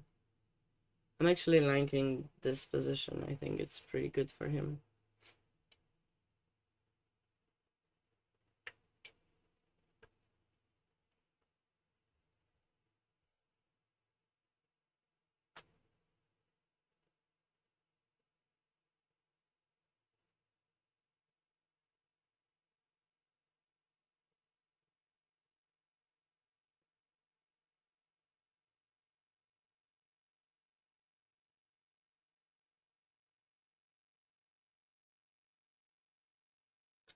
So from these three games, so we have this game, which looks a tad bit better for white, that's for sure. Then we have this game of Lenderman. Oh my god. They used to say the 4 pawns, but these are 5.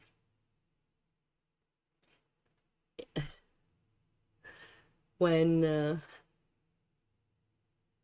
yeah, this is scary. This is very scary. Okay, so between that game, this game, and this one, oh yeah. How many decisive results do we expect? Probably just this one, I think. Likely this is going to be decisive for black. I mean, okay, he's trying to develop. I guess he's just letting black figure out how to outplay him. This would be a nice positional win if Lenderman converts it. Lenderman's just having fun. H6 pawn is worth a piece. And not in this one, but sure. Casual. Lenderman's Rosen score increased because they're fine. No. Rosen score has to be connected. They have to be 4 pawns connected. So you have to have them like protecting one another. So he has to work on that still. His score hasn't changed yet. If he gets them connected, then we can talk. As of right now, there's no extra score for him. Yeah, I got it. I was joking too. I'm not allowed to joke, clearly. Chad doesn't want me to joke. I see. Business casual as usual.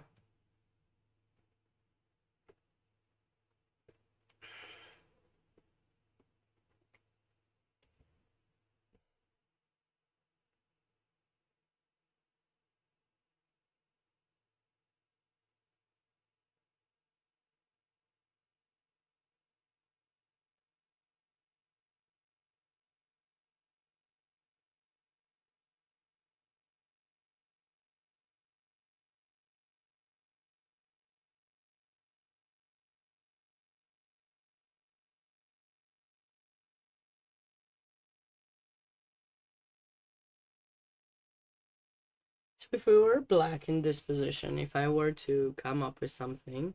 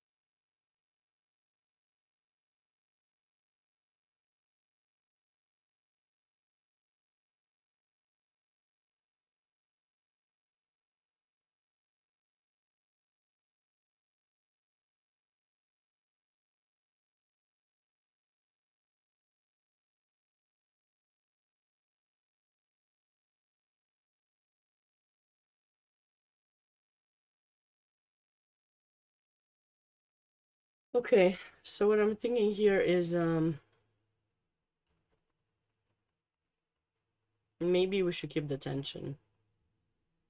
I was thinking d4, but it's Lenderman, so I feel like he would put more pressure here. Though I gotta say with this b3 move, white. Oh, okay. Can I be called the guesser, #1 guesser ever? You know, if you need to win the lottery, you know whom to call. Just saying, just saying.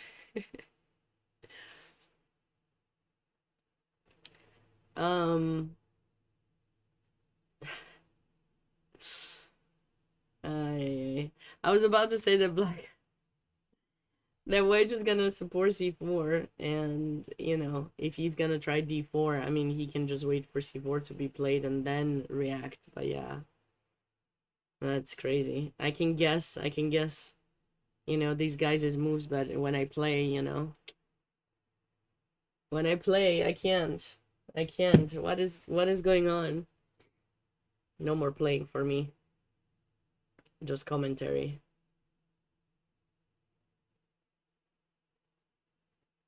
I'm just kidding. I do want to play some more. I need to come up with a tournament. Jake has suggested this team thing. I need to look into it. Who knows? Apple stock price tomorrow? I don't know. I'm not good with those kind of guesses. I've lost money on that, so no, don't ask me. Don't ask me anything. Decide at your own expense. There's one of those disclosures. How do they sound like? Something like, you know, you heard it here first time, whatever, but you know, decide at your own expense. You have a tournament suggestion? What's the tournament suggestion?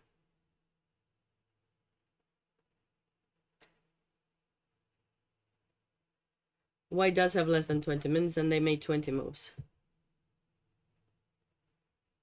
What's your tournament suggestion? Someplace where I can win some rating. Oh. That's only in December. I need something sooner. I need something sooner than that.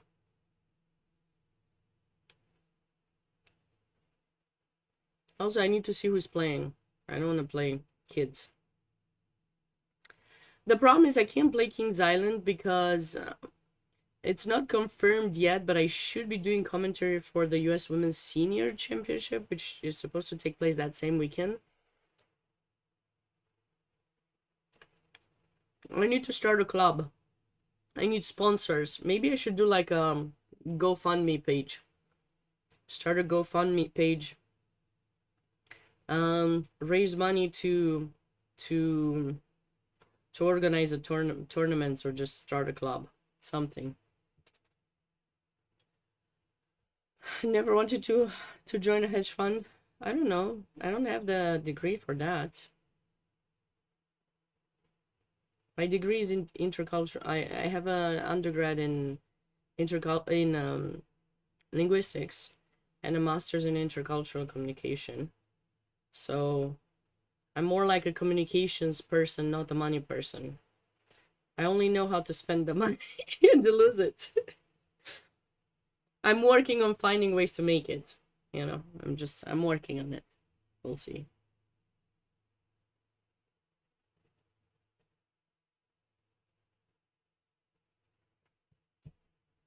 No, I don't think Black wants to play c4. He's just trying to put pressure here.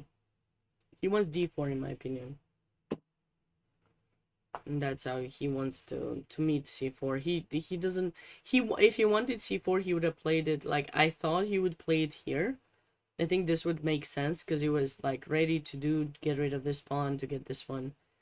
And I thought it was like a nice kind of idea, but maybe it didn't work because, you know, maybe of this trade. And now I don't think he wants to play c4. No, I think he just wants the pressure. Maybe f4.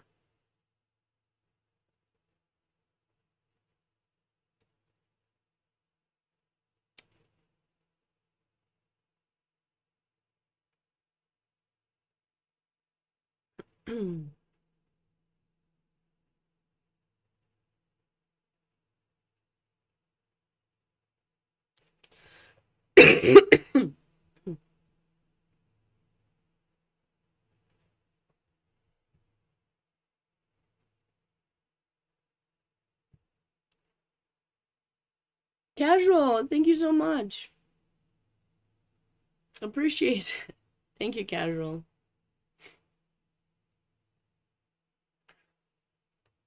That has to be saved, right, for the tournament, creation. It will be saved for the tournament creation.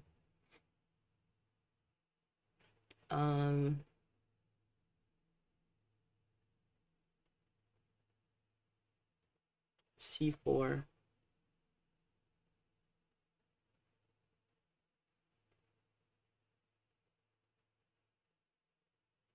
I have an online club. I have a club. I haven't organized tournaments online on my club, but I have a club.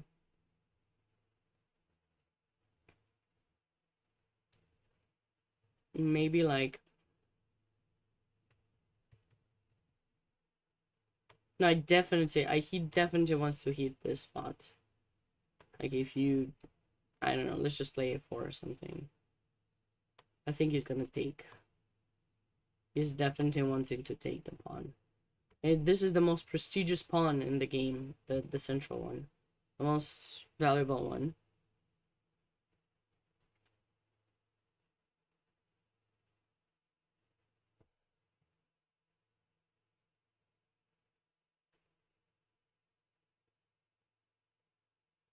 Start with fe4? True, you can start with fe4. I don't know why I started with the d.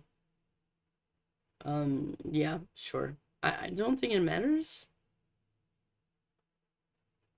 I guess, no, I think I was worried of d4, but d4 doesn't work. Yeah, you're right. Start with the f. Start with the f pawn.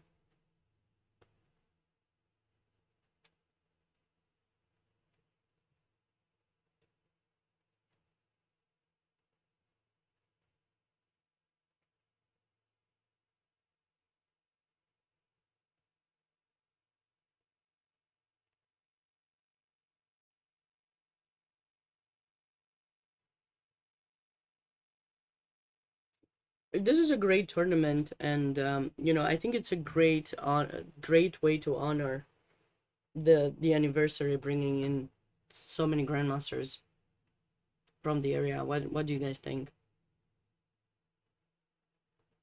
Because it's not often did you see, you know, in tournaments in the US, oftentimes if it's like a smaller one, first of all, not games are not on DGT, but when they are like grandmasters, there's one or two in a big tournament. There's a lot of cash prize, right? So they're trying to kind of make sure they secure a win, which makes total sense. I mean, it's not easy to make it as a chess player. You need to understand that.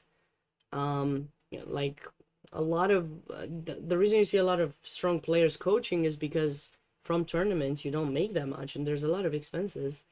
So I always appreciate when such a tournament is being organized, because you know, first of all, for us, the fans, we get the chance to see the, you know, the Grandmasters really fighting one another. And there's another reason why you guys didn't see so many like fast draws. There's no fast draw actually in this tournament.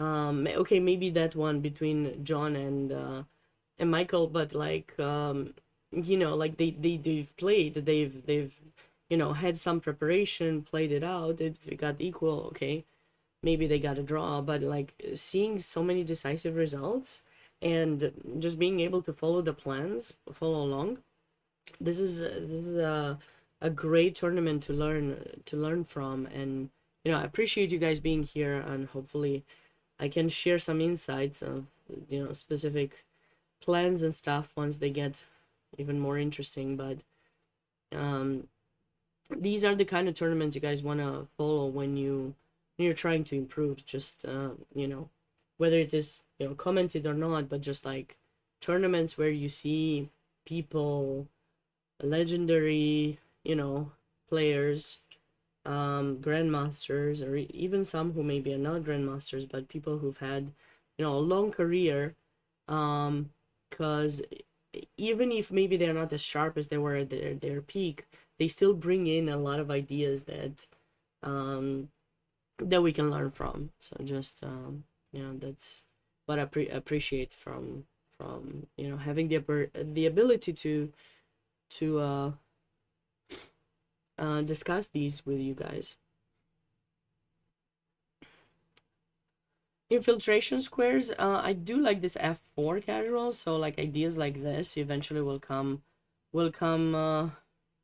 in very handy. And sometimes, like I said, D4 can happen. Okay, F3 is kind of decisive to be very passive, but I don't know. You love quick draws. I don't love quick draws. I don't know why you would love quick draws.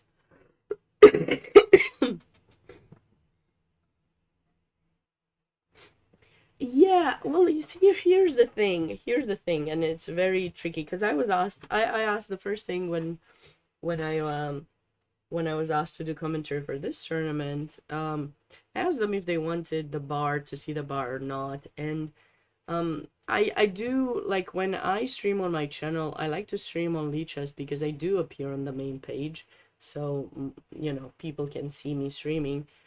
But also, this part with the bar is very tricky. So I am not opposed to having the bar showing to the viewers, but what I'm opposed to is when I have the bar and I actually have the engine and I'm looking at the engine too. I don't like to look at the engine when I do commentary. I occasionally turn it on to double check myself that I don't totally blunder when, you know. But if I do have to keep the bar, I would do it like on chess.com, because on chess.com, the way the website is set up, you actually have the evaluation lines underneath the board. So I myself, when I commentate, don't see them, and the viewers see the bar. And I don't know why there's something so exciting about the bar, but you see the bar and you just are like, oh, yes. Um, you know, um, that white is winning, black is winning. What is going on? You know, Sabina made a blunder. You know, like it gets a bit of hype seeing the bar. And for me, it doesn't bother me as much. In fact, like just seeing it there that I blundered makes me try even harder to find the correct move because I don't actually see it. With leeches, the reason I don't like to put the bar at all is because if I do show the bar, I need to.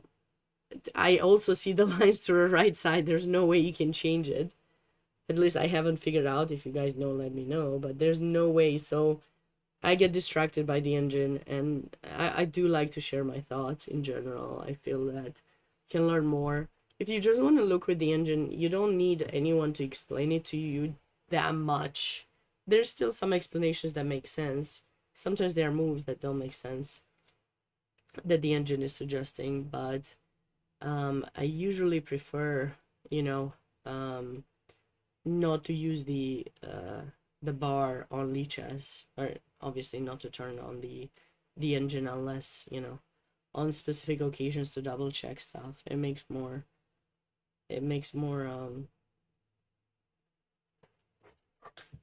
more of an understanding of plans of whatever player who's discussing the position has, and can help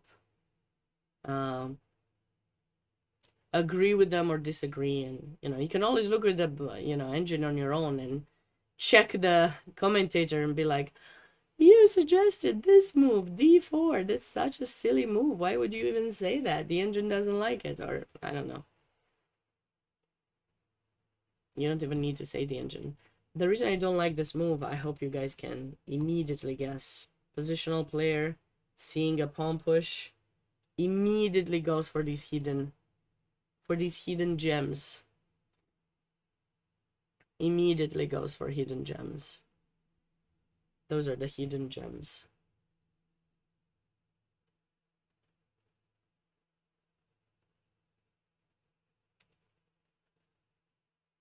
White is down to 10 minutes. Yeah, that's kind of low. I agree. Oh, he didn't go there. Mohammed, you're funny. Too much bias.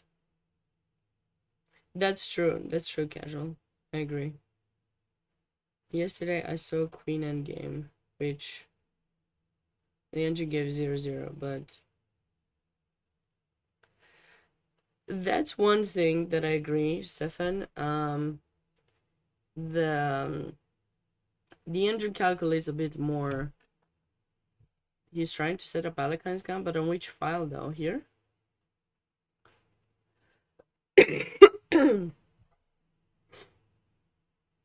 I don't know. I would have expected the F file.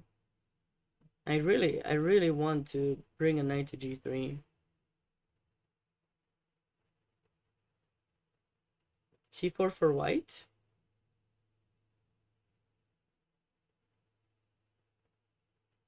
Oh no, you were thinking C4 here for black. BC4, BC4, DC4, D, E4.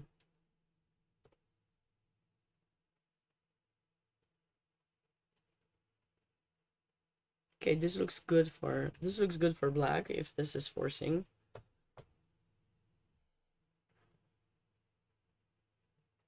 I don't think he would do the way you said it. I don't think he would take.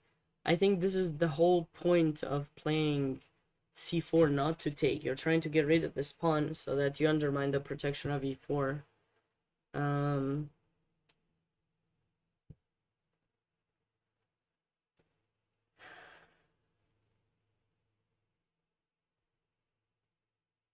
I don't know, maybe I wish this knight was at least in H1 so I could at least bring it into play.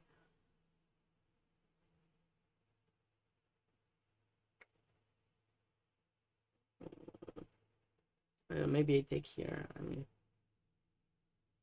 maybe I take here.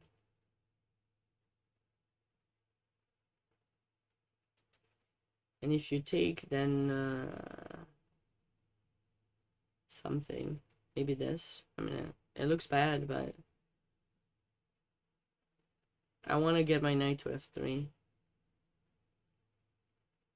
You have to be careful when you open up the position, because these knights weren't doing anything and then suddenly they come into play. Do I know Sripunsky in real life? I've met him on a couple of occasions in a couple of tournaments. But like, didn't talk to him that much.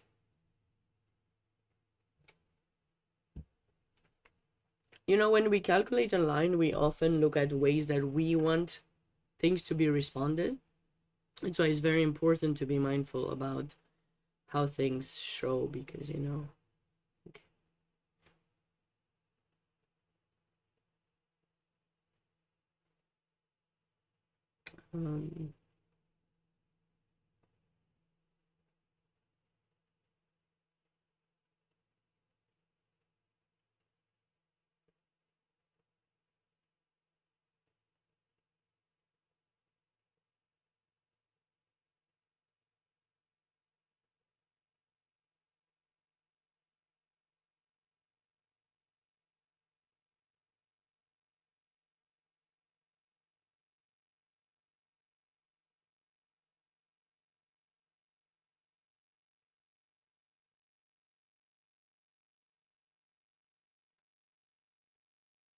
Just hope his chess username.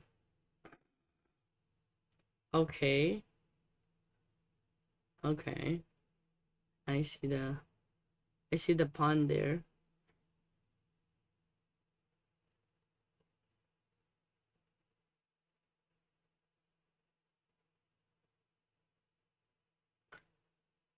It's I don't know what he's trying to target because he's also looking towards h3. I'm not understanding that move very much. Or maybe he does want to play the line that Jake suggested, just with c4. And he just escaped this, like, so he could meet f4 with a capture.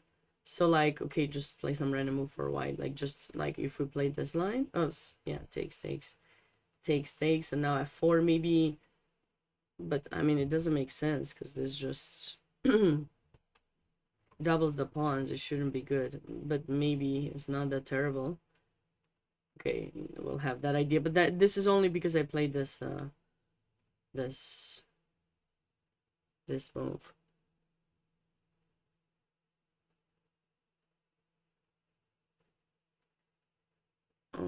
Or he wants to play queen c6, just kind of get ready for some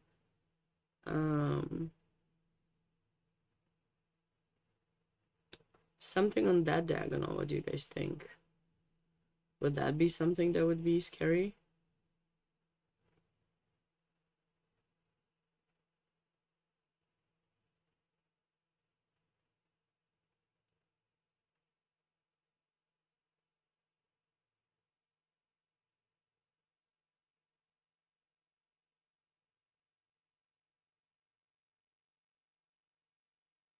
Potentially.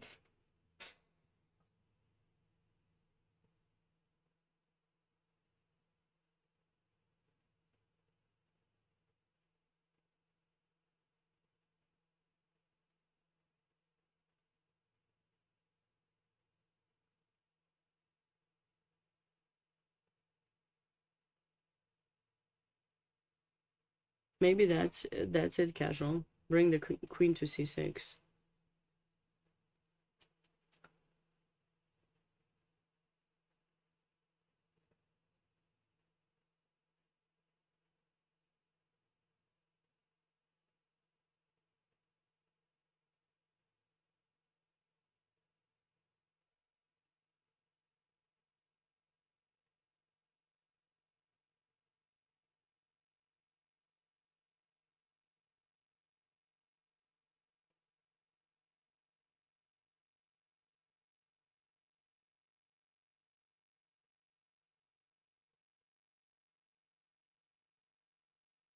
g4.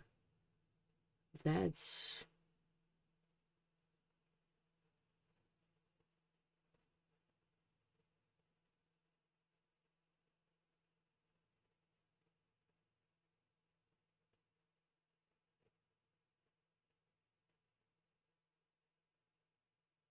new. That's new. Yeah. I know, like, it just doesn't make sense.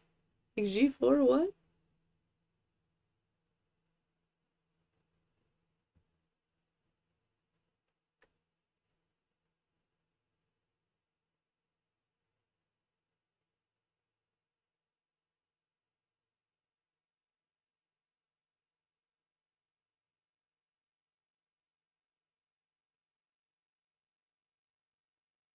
Now queen there makes sense? How does it make sense? Now it makes a lot of sense to take advantage of this weakening, but like, I guess takes, huh? I don't know how. Takes? Takes. Some fish like this. But we still don't threaten to take yet. Because of this knight here, like, also we don't have rook f1.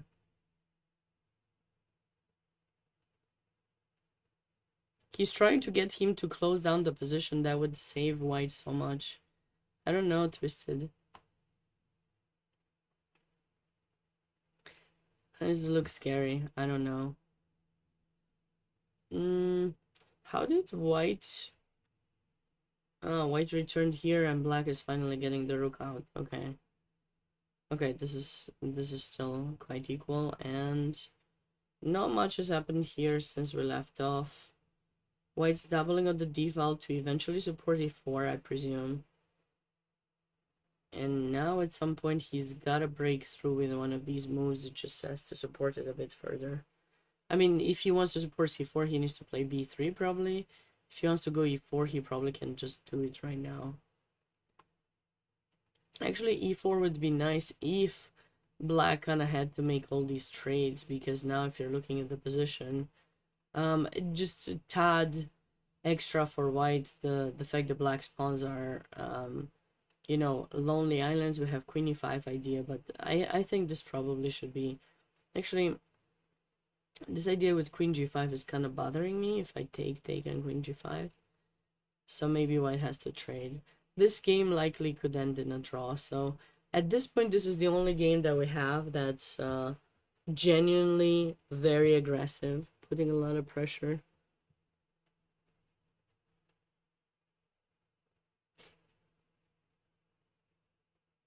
Yeah.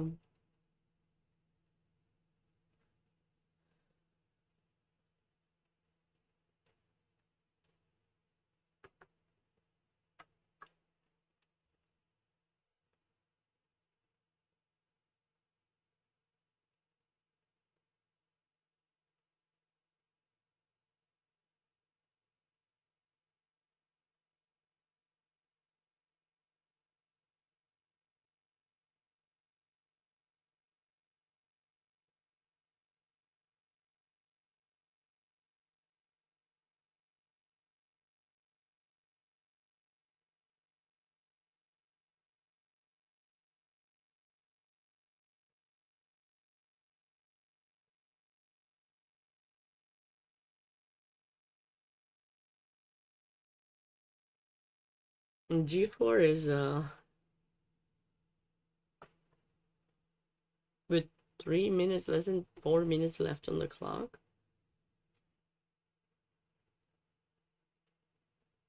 I would definitely take an e4 here. Unless he wants to keep more pressure. Like h5 would be cool. But I mean, I don't think it works. Doesn't. This would be cool. 5 pawns. How many pawns can we get on 5th rank in one game? There should be something on Eric's score, on Eric Rosen's score, like 8 pawns on the 5th rank.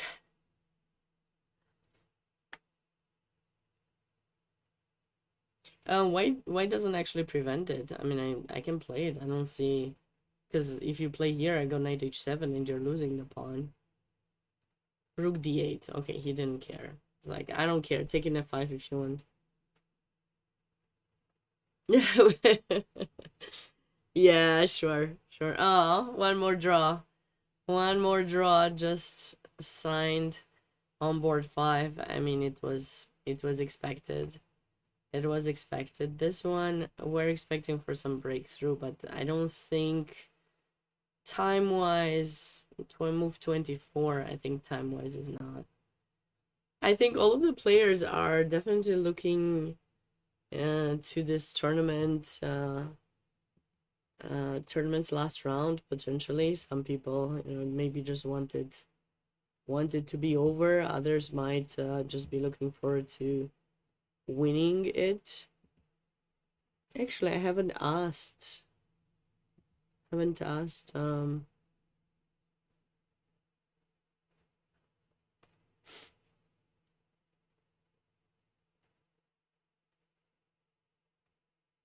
There's a trophy. I didn't ask if there's a trophy for the event.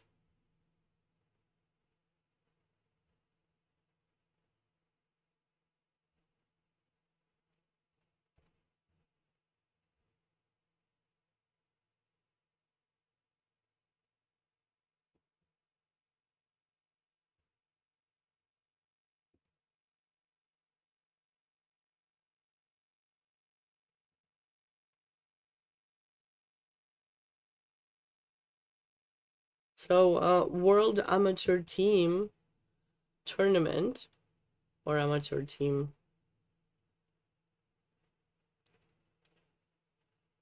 East, also known as World Amateur Team Tournament, takes place in Parsippany in February 14th to 16th.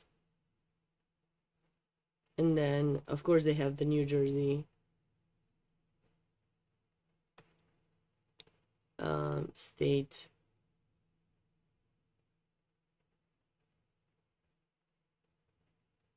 New Jersey K through 12 championship coming up soon as well.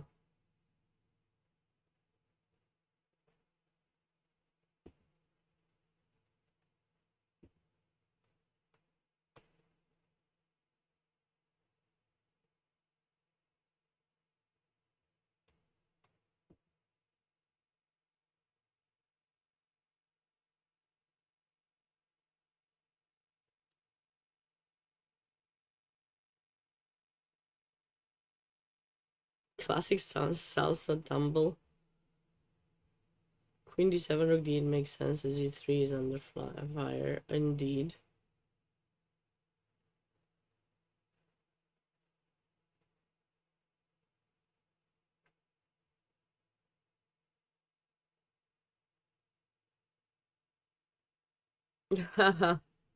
Funny. Funny, Mohammed. This is looking really, really good for black.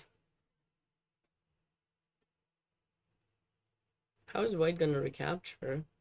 I mean, normally you should take towards the center, but I don't know. But if he takes like this, if d4 is played, I'm not sure how white plans on defending this diagonal. So I think I think this trade is probably not very wise for white. I mean, in a way, he thought that the diagonal doesn't open, but the diagonal does open. So, like, okay, maybe you should take like this. So how do we get rid of, I mean, easy. Easy peasy. E4. That's how you get rid of the f-pawn. Oh, no, no, no. This is not looking good for white.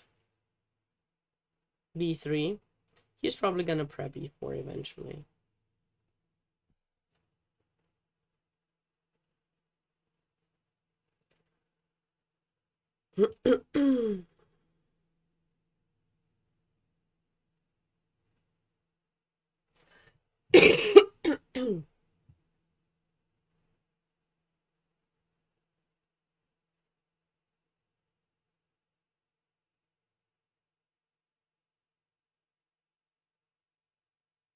This is not looking good. I don't even know what he can do.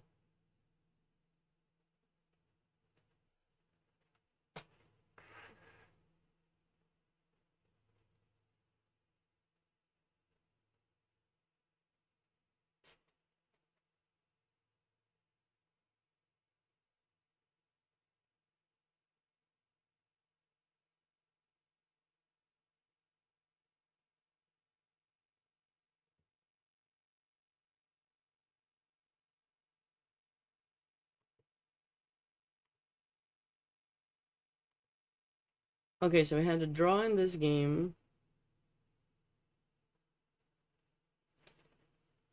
Draw in this game. Draw in this one.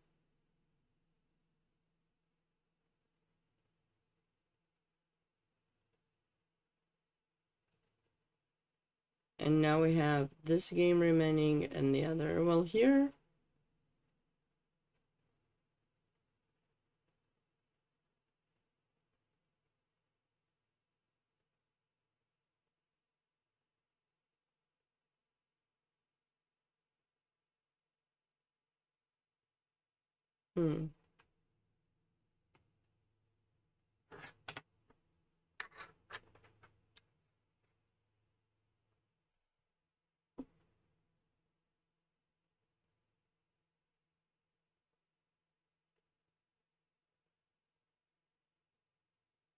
Bishop pair is looking nice, yeah.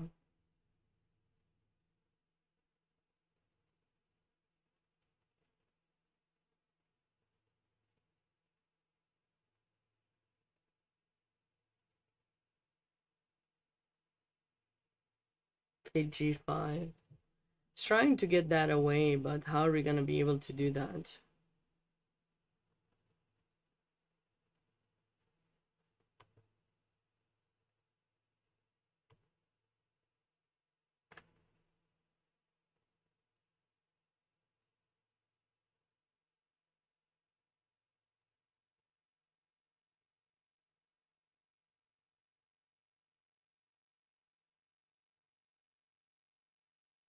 What did I do? I pressed something.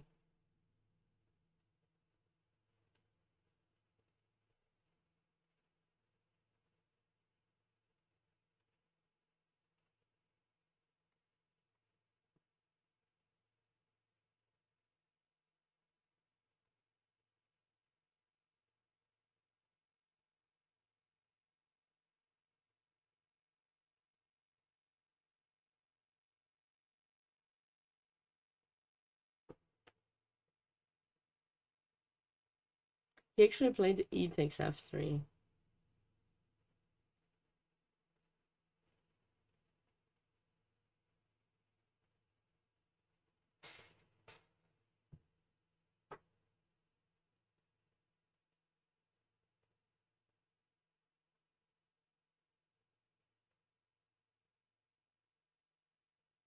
Can we still do the same thing?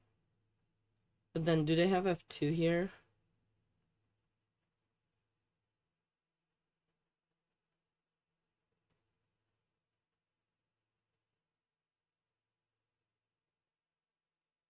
What's the eval in this position? I'm just curious. Minus 3.6.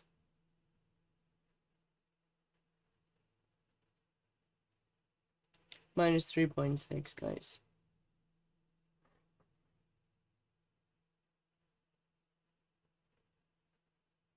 Yeah.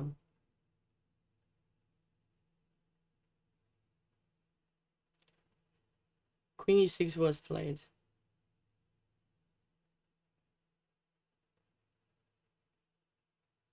Takes. I mean, I like F2. I don't know about you guys, but I like F2.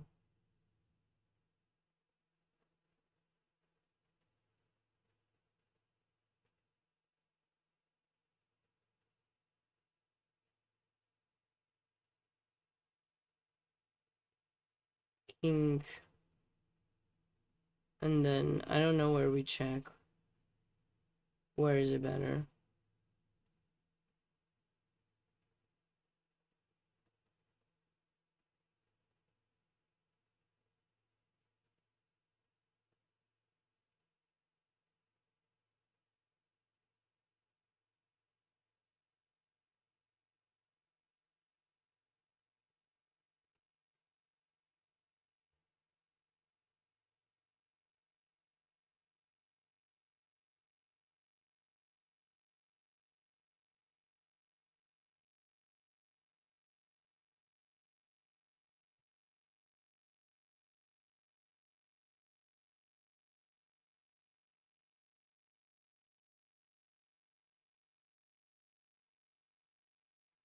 Come on. Come on, Lichess. This is DGT error. This is DGT error, my friends. DGT error. Ah. No. It's gonna get fixed. That's not the position. That is not. It is not. I'm sure they took an E6.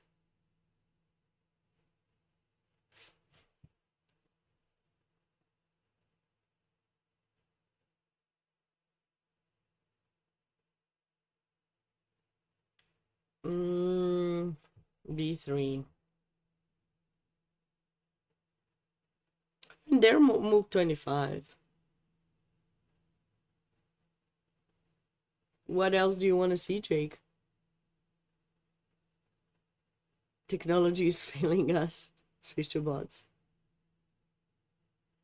No, the DGT has improved their software, I think.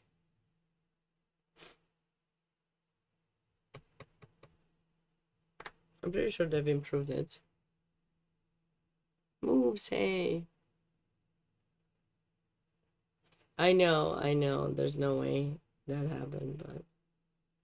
So has Apple. That's a good joke.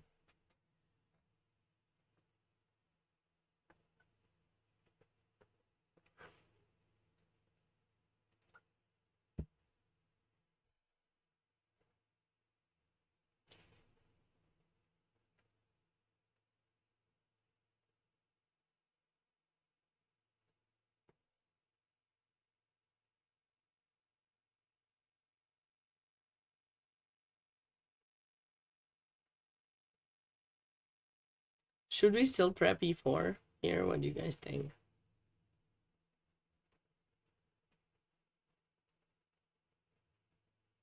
I'm actually not sure what this move was for exactly. Because he's not gonna play e5.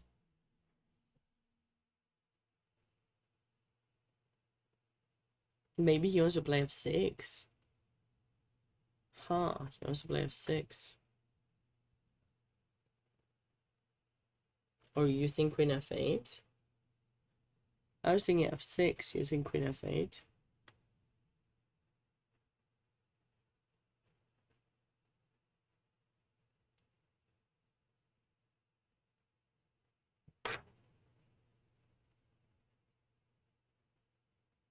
Queen f8 could be one reason.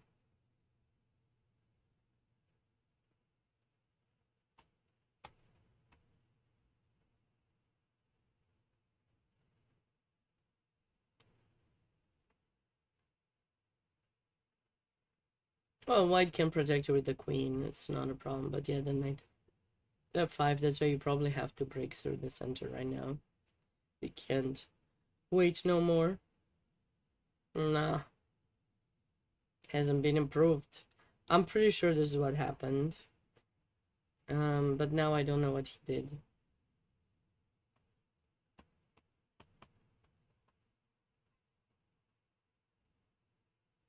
Or maybe he's still thinking. This is the live, well, the, you know, supposed live board. They used to have these like devices where you write down the moves, like you would put it and then they would show on a broadcast. Like I played with them, it was Monroy who created it, and then now I think there's a bunch of different companies that are creating like devices or an apps that you can use to write your game and then it gets transmitted live.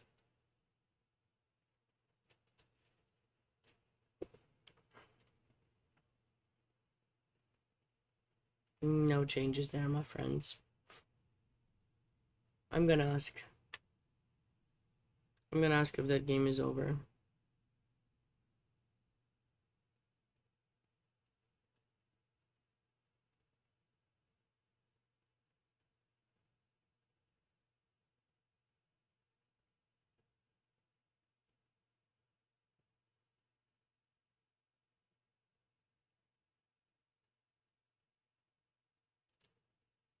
So after c4, considering that in my opinion it was this that was black's strat.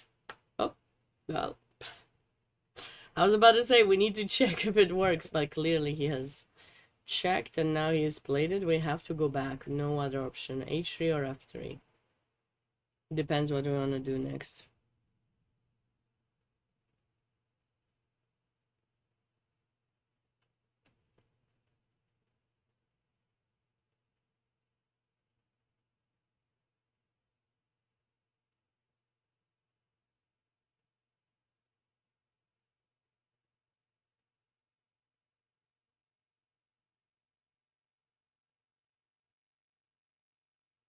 So if we go knight h3,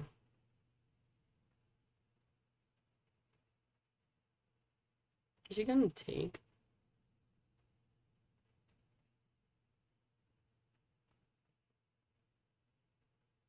And this to try to restrict our knight, but then this square is kind of nice.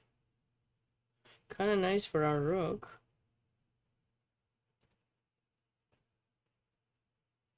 If we play knight f3,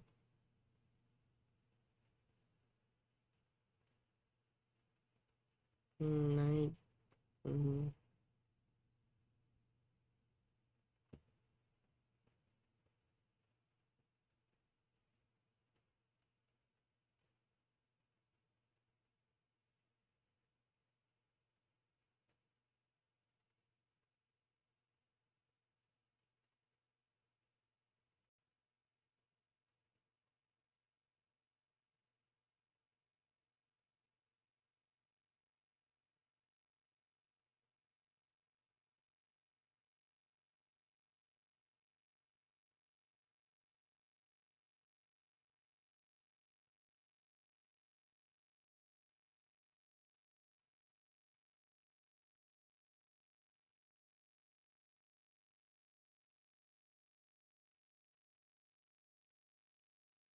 We have 2 places to defend.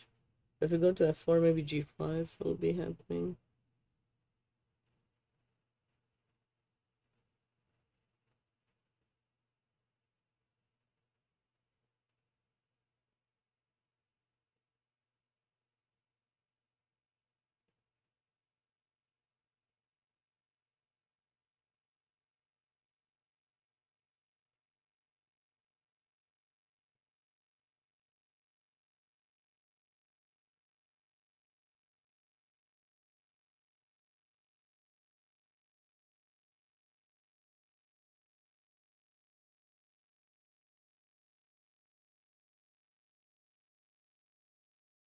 I don't know, guys.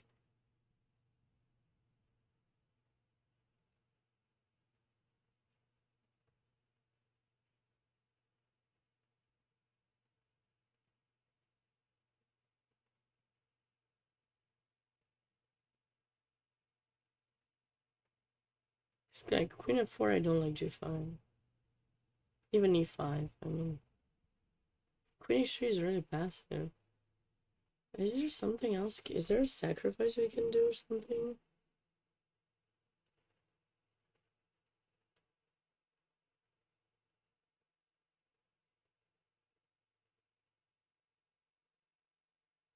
We definitely need to move the knight. I mean, it's a tap. There's no...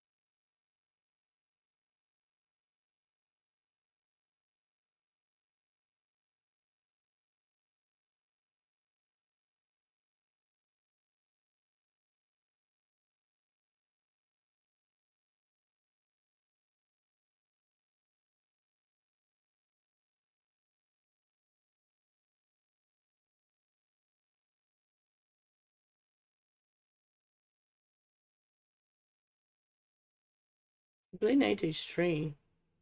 How do we feel about this?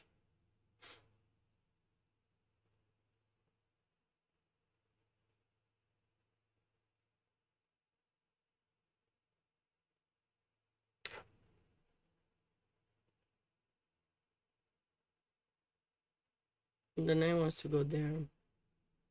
But I wasn't sure about this, and then e5. I'm just kind of restricting the knight in the corner. Okay, there's definitely an issue with this game, which they're fixing, I think.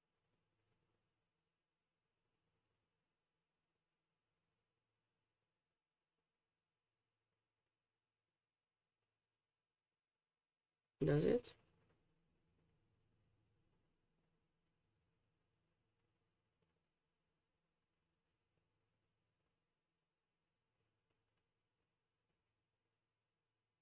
Feels like this is going off the rails. It does. It does feel that way, doesn't it?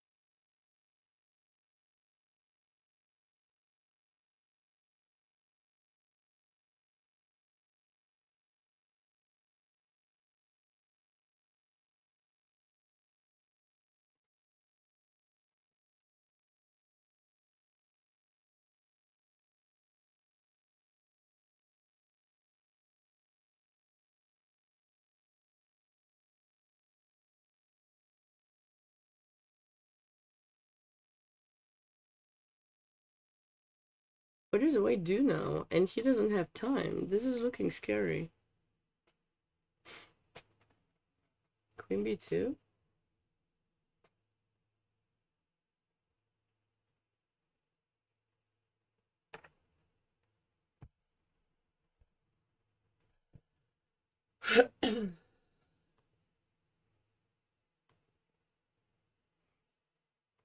Knight c3.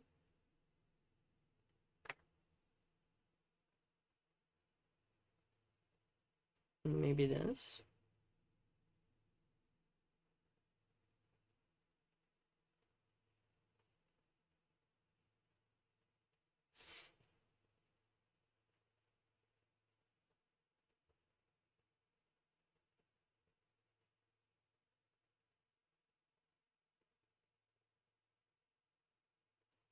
Maybe e5 directly. Maybe I don't need to put the knight there. Maybe just like super strengthen the pawn.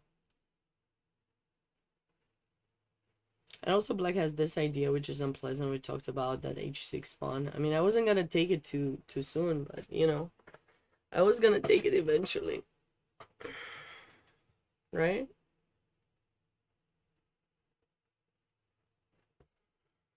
I'm sorry, I don't know what's going on in this game, but I mean, it looked like he's totally winning for black with the rook in e6. It got stuck. A refresh, I don't think it's gonna change anything if I refresh the board. I was thinking to take a break, but we won't take anymore. We'll take a break for lunch once this round is over. And just keep in mind, if any of you need to leave and, you know, you'll be back later or something, just keep in mind, I'll be back at 4 p.m. for the final round. Okay, e5. I expected that. I expected e5.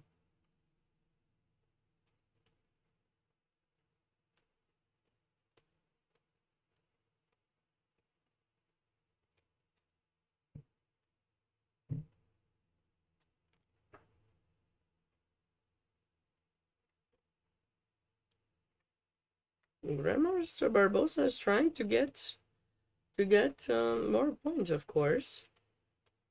He fought really hard. And he's the only player who got all draws, actually. But he's had some nice games. He has had some nice games. Wait, why does it show that he played Grandmaster Fedorovich twice? Wait, did he actually get all draws? Wait. I felt like he lost one. Did he lose one? Let me double check.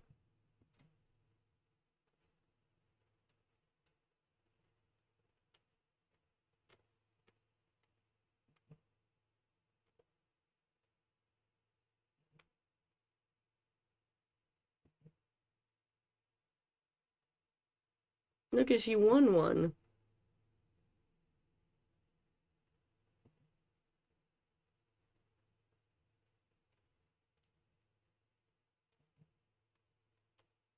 Wait, what?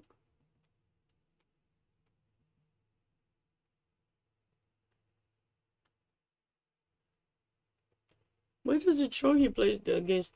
I'm confused. There's an issue with Lichas.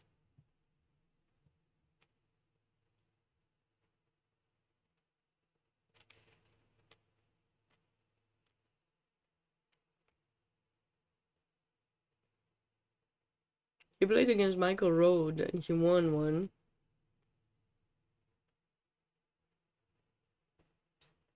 In round 6. I don't know why it doesn't show correctly on Lichas.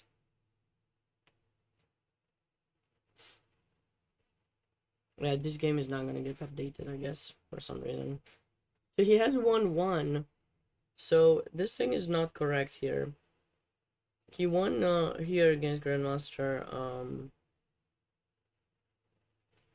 So if that's the case, it's actually he's on 4 points. So the standings are wrong on Lichess. Standings are wrong on Lichess. I need to tell them. Okay, are we gonna go for e4 now? I'm gonna let them know.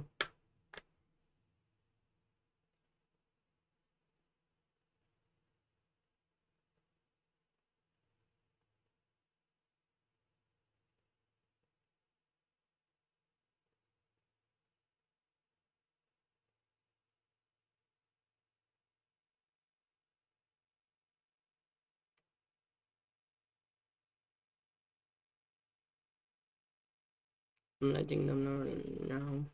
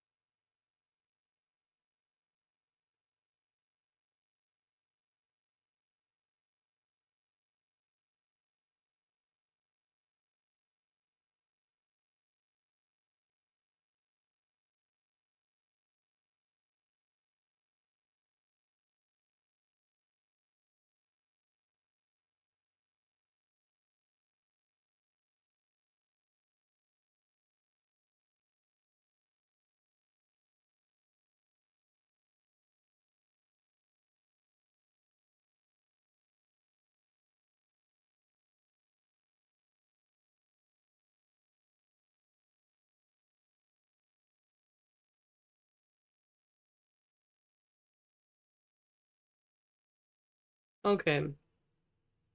I let them know. Maybe they'll fix it on Lichess. I don't know why it shows that way. He did win one game. Is there... Yeah, the result for him is correct. Yeah. Rode, Lugi, Stripunsky, Kamrakulov, beat Molnar, Drew Lenderman, one with Paragua, and yeah.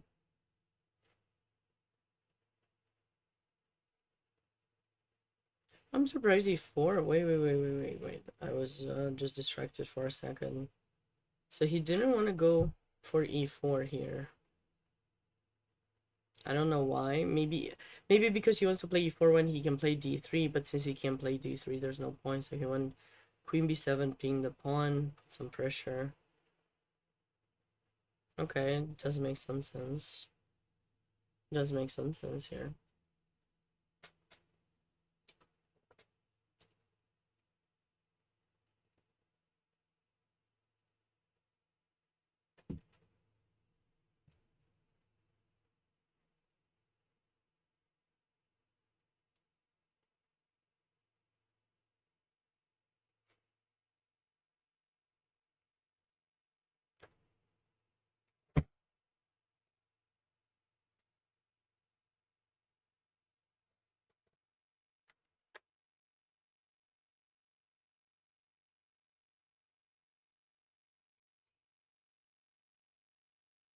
Regina says hi, by the way.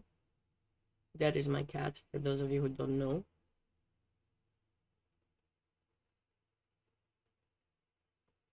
A3 supporting the pawn. Let's move 33.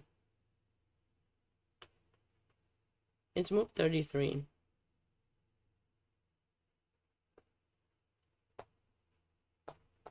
But we're liking black's position. What is a good plan of improvement, though?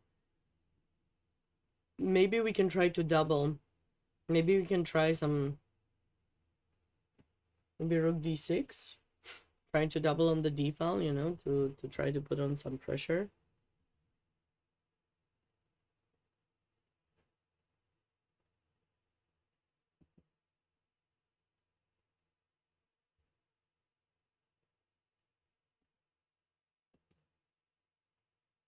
A5. He's attracting b5. He wants actually b5 to be played. That is kind of interesting. I'm not sure if I would want b5 to be played, to tell the truth.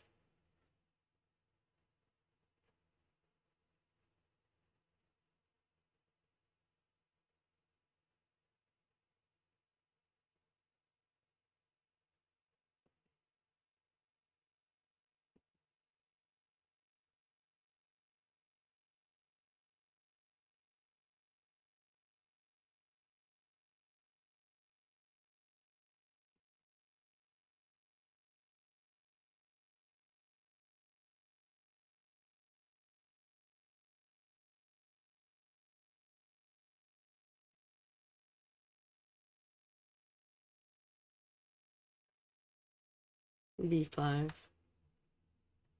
So why did he want that move desperately to be played?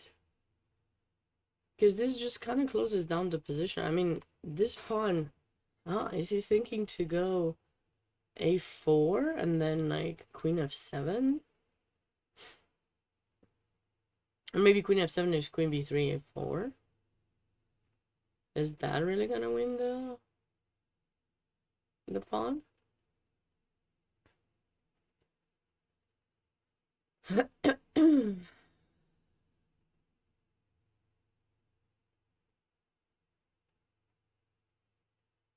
For someone who plays positionally, I mean, this should be like a really nice kind of idea, right?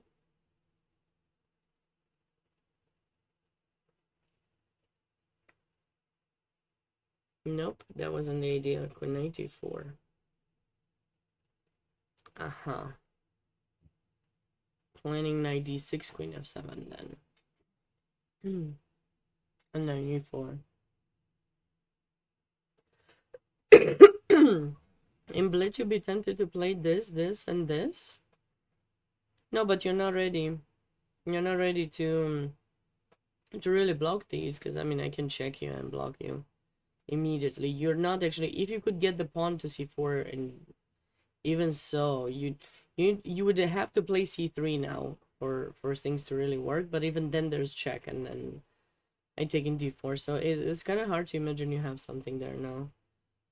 Yeah, it looks a bit suspicious, yeah. No, knight e4. Queen c2. Got an answer. Lenderman 1. Okay. At least one thing we know, Lenderman 1. I mean, probably with f2, I presume, in that position. There was like a deep, very cute, very well played game. Very, you know.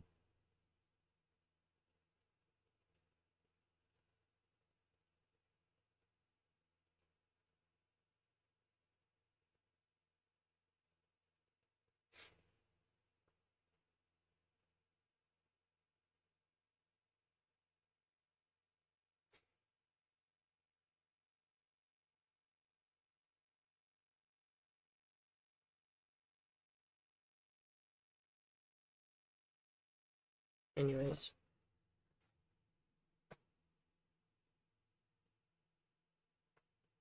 Wait. 94, queen c2, knight c3. Is it trying to get a draw, or he's trying to get extra time?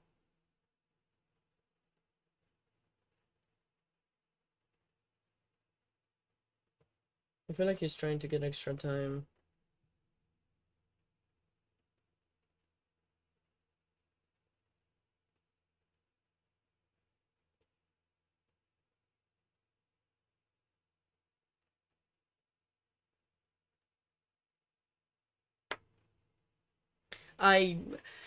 In my opinion, he's trying to get extra time to think about stuff. Or he's trying to get his opponent to waste time figuring out what to do, because he's definitely having like a good position where not much can happen. So if White's gonna burn time because they're trying to figure out should they repeat or not, is Black, because like, you know, you're thinking, does my opponent really want to repeat or what's going on? So like, you know,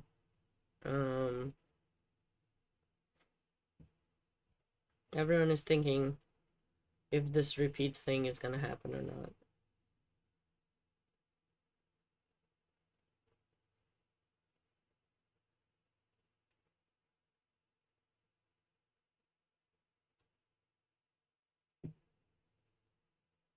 He's just wasting time now, by repeating the position. I don't think there's much that White can do.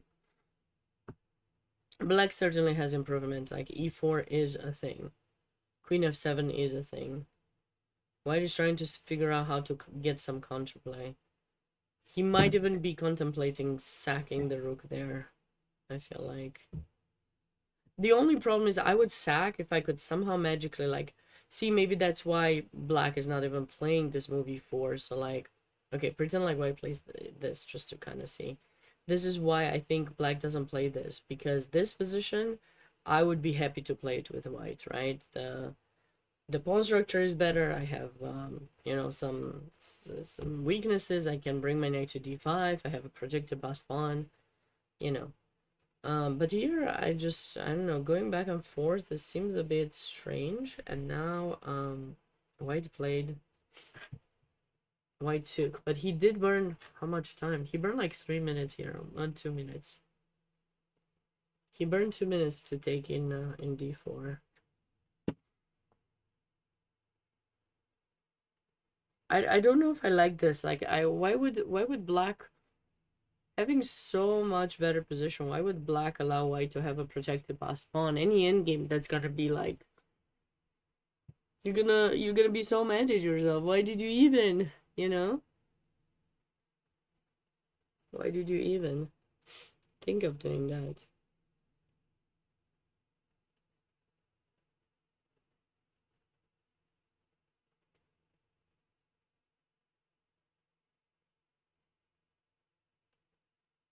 He did it. It's like, I can't stand that night. Okay, I guess it makes sense. I'm telling you, because he has that, he wouldn't have done it otherwise. Hi, Maple. Doing all right. How are you doing? What's up with you? Sunday afternoon. One more day to enjoy before going back to teaching or to school, in your case. So this, okay, Black didn't do that. Yeah, maybe he's contemplating to give a check, but I don't think this helps in any way. I mean, it's just a check. And don't you dare give one more, because you're gonna be piece down. So no, I mean, he has to take. He has to. It's like mandatory. Mandatory.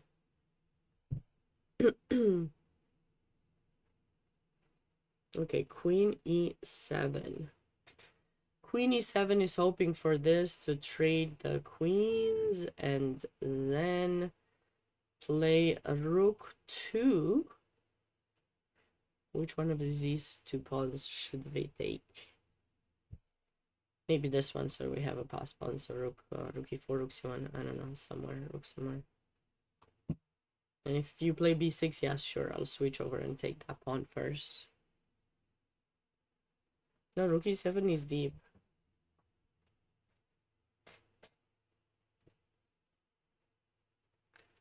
White should not trade.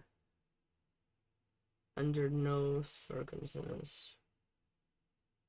Do not trade the queens. It's not accepted. Unacceptable.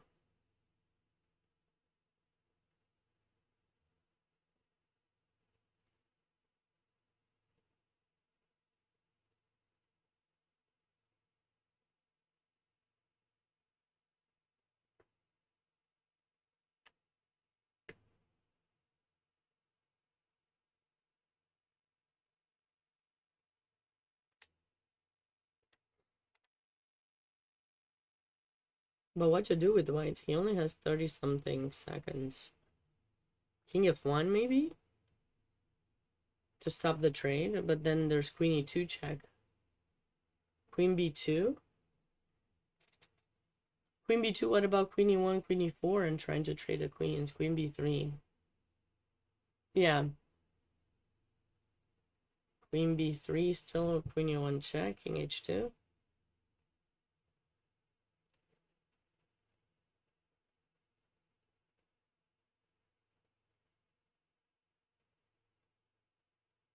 Queen H4, he might want to mate with G3.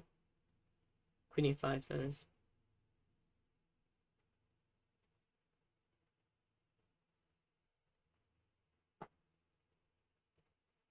But you know, this knight hasn't made it. If this knight makes it there, so maybe we should go like Queen E4 or something. But then maybe knight. No.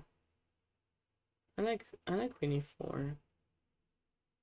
Just something to simply not allow this knight to come to F4 and then D5. If white gets the knight there, I think white will be fine. But as it is, Queen D6, okay, threatens mate. Maybe G3. And then can we just checky and queen here? But there's no real threat though. Queen D6. Oh, they reach move 40. Okay. We're gonna have to wait here. It is move 40. He's probably gonna take some time to figure things out here. Yeah, maybe I should take like a 5-minute break. I'll take 5-minute break, get something else to drink, and I'll be back. Promise. Just 5 minutes. I'll be back soon, guys. Because this is the last remaining game. I mean, we know Lenderman has won a beautiful game, by the way. So I'll be back in like 5 minutes because I have the feeling this is gonna last at least some time. So at least I can get some. I finish all my drinks. So I'll be back shortly. Stay close.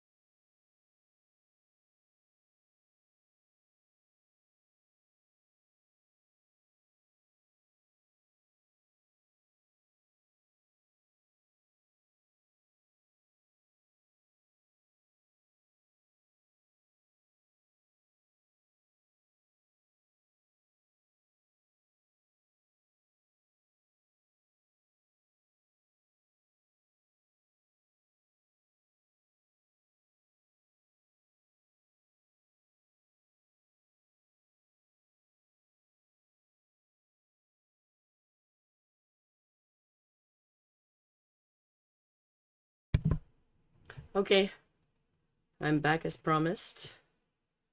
Back as promised. No moves have been made since I left, but we do see 1-0 in this game, so we can actually see how it finished. It got updated, which is nice. E takes f3. Queen e6 check, so the queens got traded, and then f2. Okay, so that's all. And then knight e4 check was played. Okay, king e1. Knight takes c3. And I wonder if white ended up losing on time or just decided to resign here because okay, time doesn't really get updated anymore, but it seems a bit strange to resign after playing a move. But okay, I mean, it's looking really bad. Not even sure what's the best way to win this. Maybe trading rooks or something. But it was definitely a thrill to look at this game.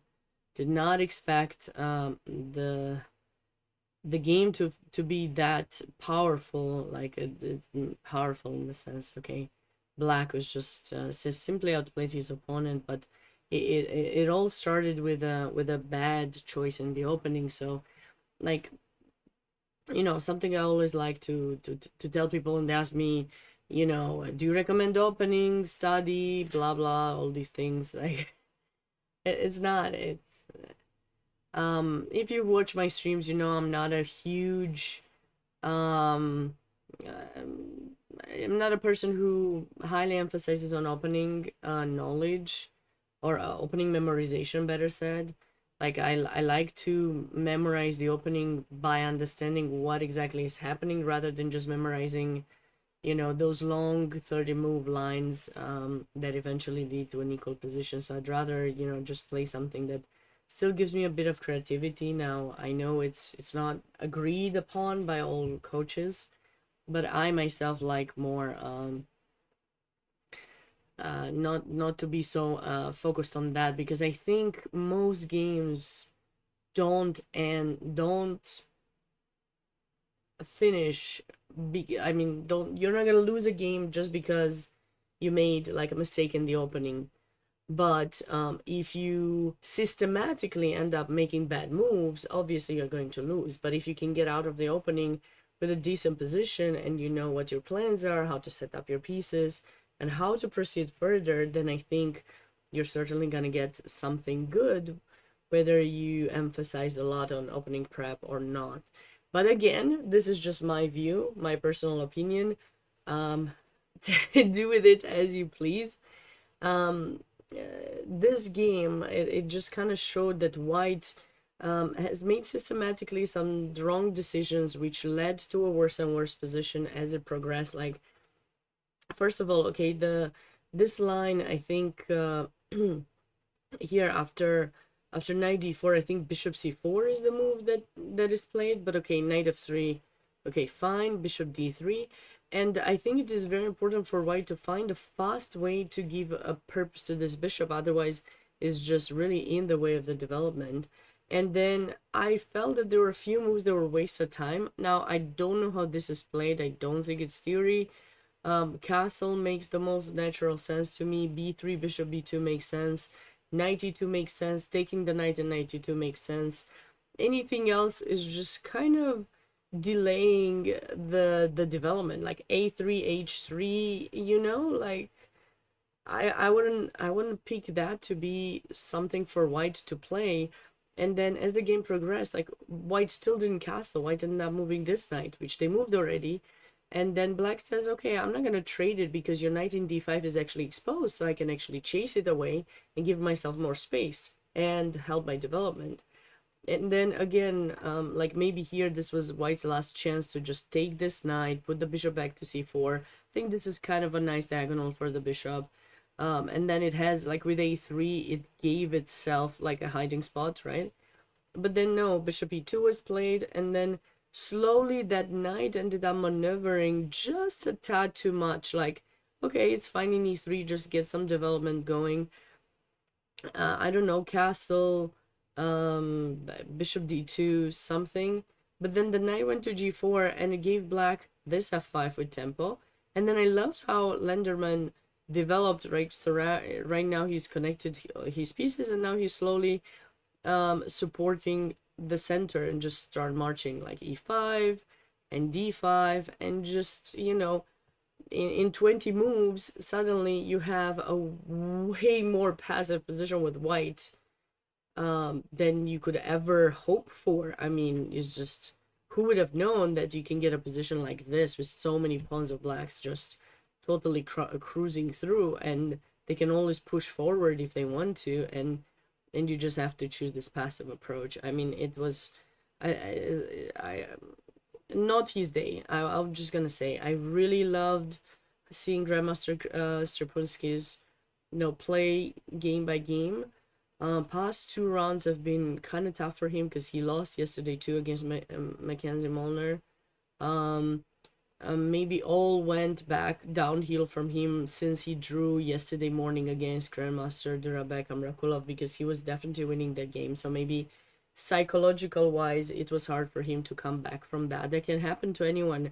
And that's why I always try to emphasize and remind everyone on the importance of letting go whatever game happened, especially in that tournament. Always think that you're playing a new tournament, new game, because by doing that, you're giving yourself the opportunity to be as objective as possible into a position, rather than just, you know,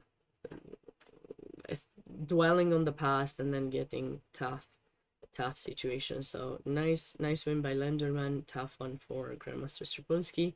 And now we can finally go back to our remaining game, which is the one between Andrew Tang and Oliver Barbosa, where looks like one move has been played after about 12 minutes of thought, queen to c3.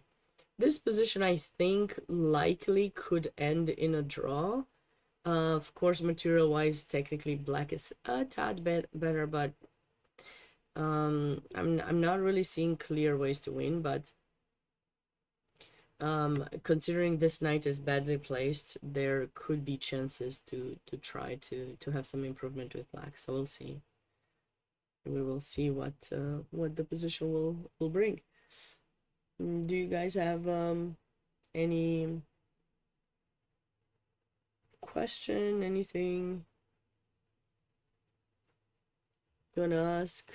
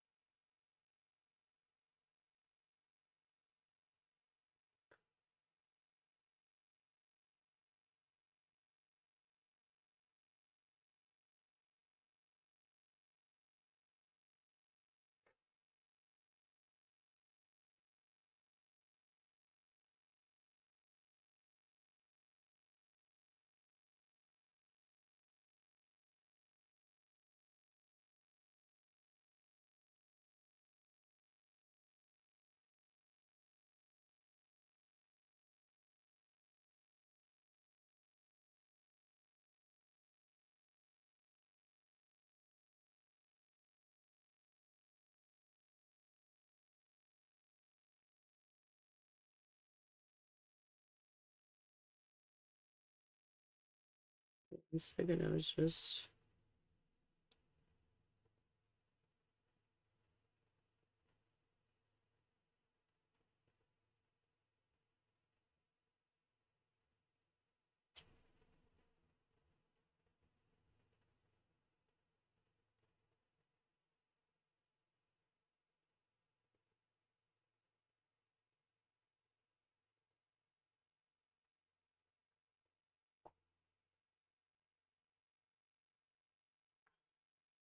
If the knight gets to g5, I think the knight needs to get to d5, Pikaris. I think that's where the knight needs to get, but it's not easy to get it there. G5, I don't know exactly what you're doing there. You would have to go to f3. F3 would be fine. The only problem is this pawn is not well protected, so you have to kind of see. Okay, obviously right now white has a threat of mate, so we need to figure out how to deal with that. Maybe we can just trade queens.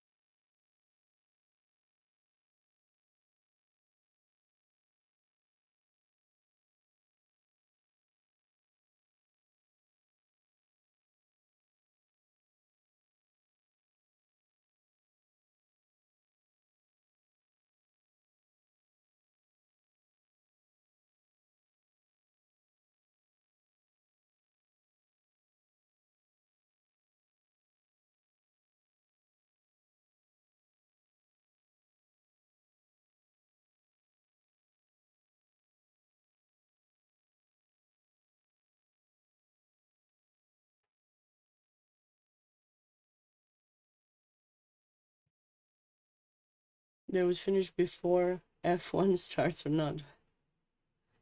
Wait, there's a Formula. There's a F1 Formula 1 or what?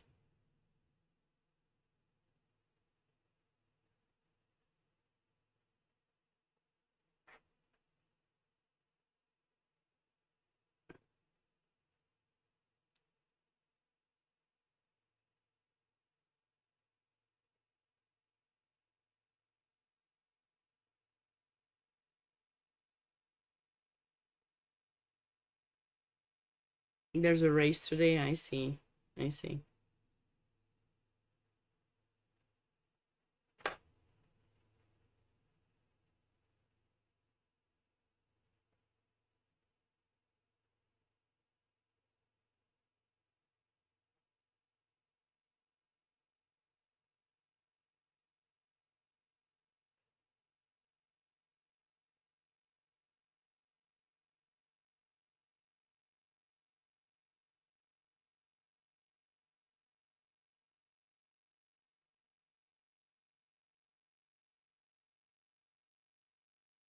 Do we want Queen E5? What do you guys want here?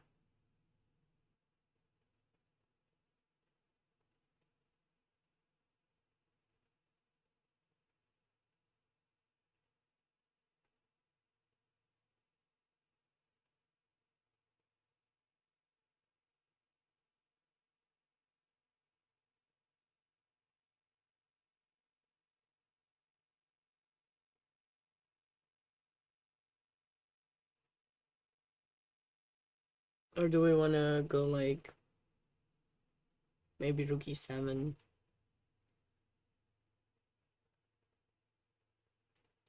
I don't know. Queen E5, Queen D4, probably not. I think we need to look for this. I want Queen E5 to have that check, so like basically here,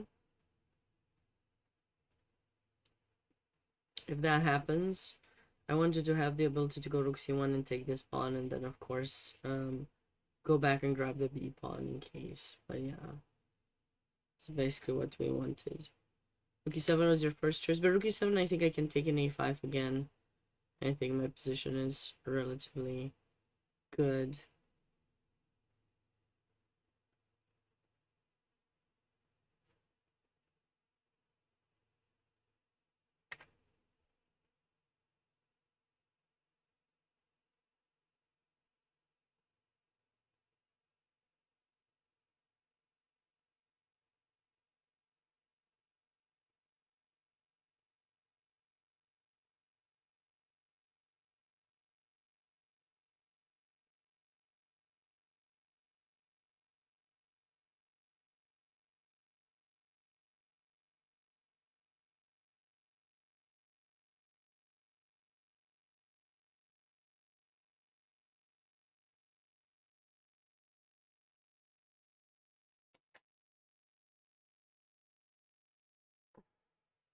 It's kind of a problem that the clock isn't updated, so I'm not quite sure how much time Grandmaster Barbosa has spent in this position to try to make the next move.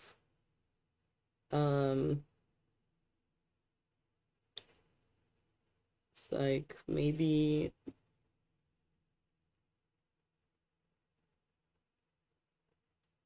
I mean he needs to protect G7 one way or another, right? He can also go Queen C7, but that seems a bit too passive. Like I don't know that I'd want to do that. And I don't know, this probably doesn't, or maybe it does work. Maybe it does work, knowing that you can take as a queen. But maybe you can go here and then you will probably try to force the queen trade, which actually is in Black's favor. Black does want to trade queens. If the queens are off the board, then it's easy for the rook, because the knight is too far away, so it's easy for the rook to come grab the c-pawn, which will give him plenty of compensation after. So that's basically what he's trying to do, I think.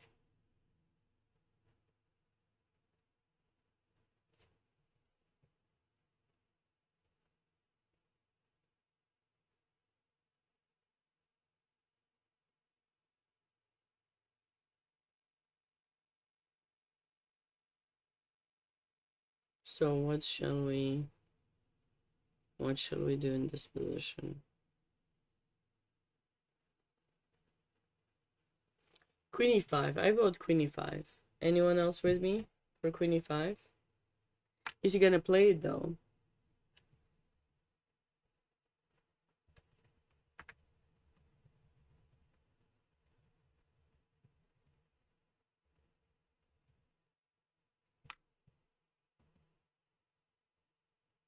Still thinking about it.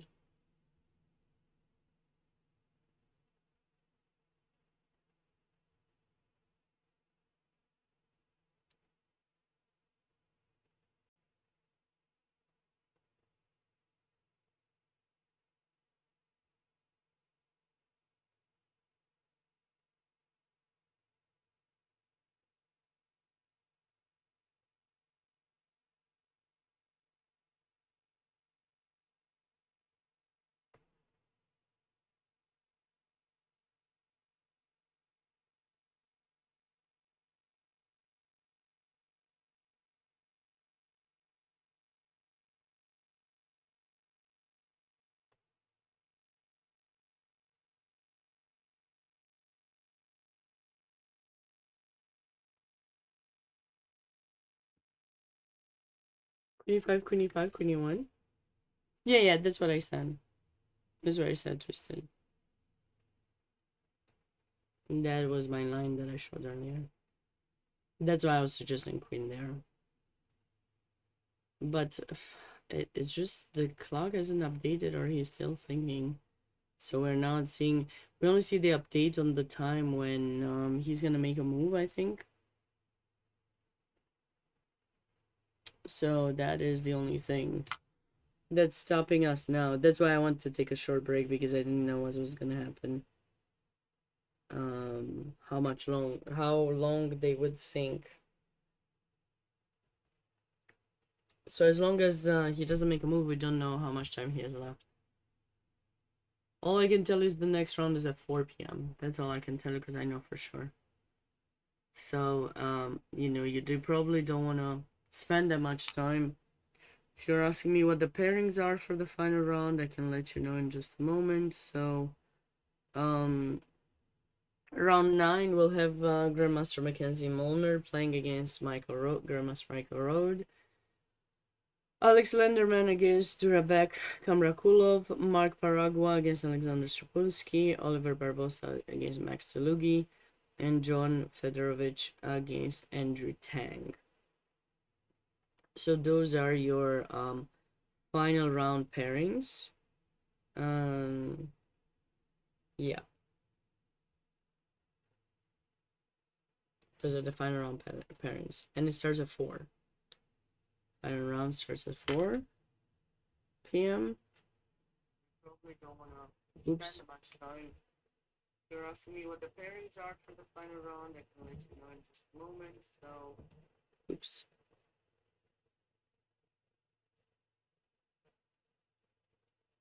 Okay. I had my thing open. Oops. Sorry about that.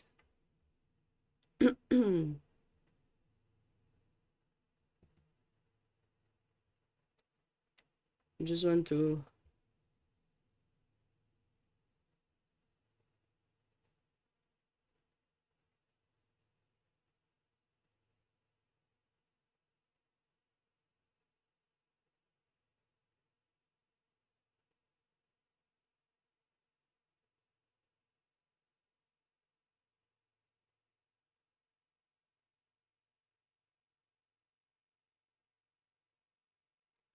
Oh, I just realized there's a small mistake on the website. I need to let them know.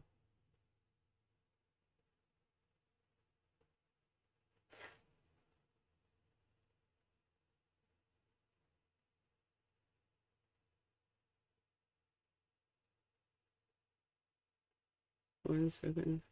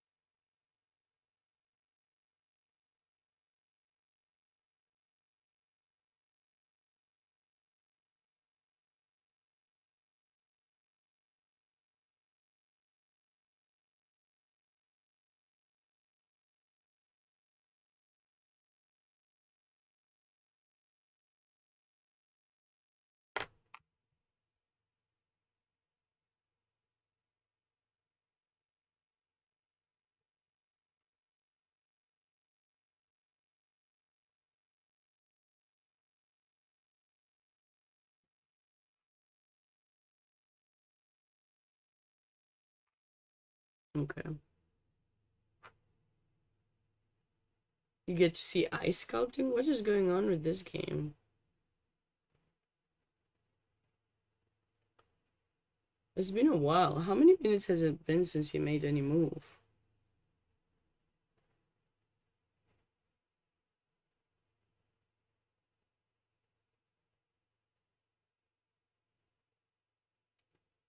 Finally.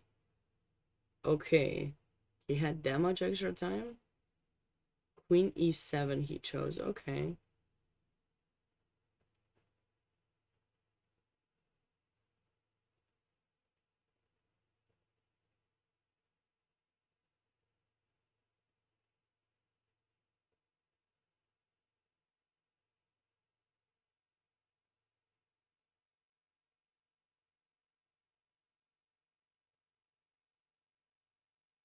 Okay. I mean, he's covering that square, and Queen e1 is still possible. He basically wants to go Queen e1 and trade queens. So we need and we can go King h2 because I think Queen e5 is gonna happen and trade queens. So that's gonna be kind of an issue.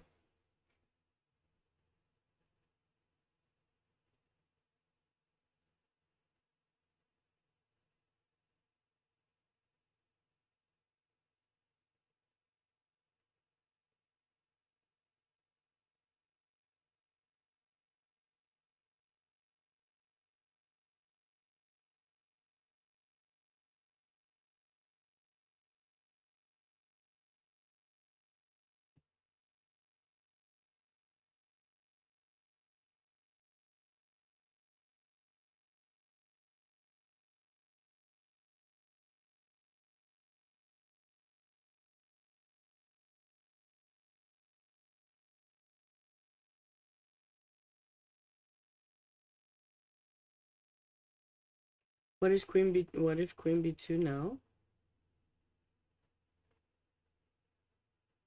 Well, can't they do the same? Check and check and trade.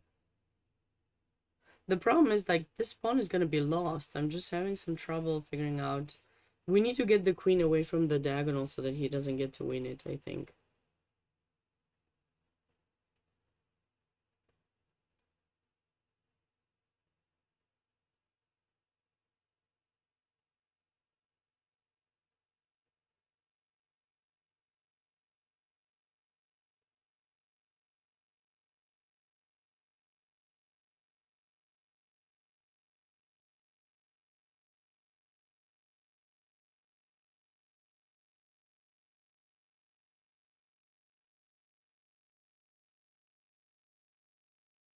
And that's the problem, Twisted.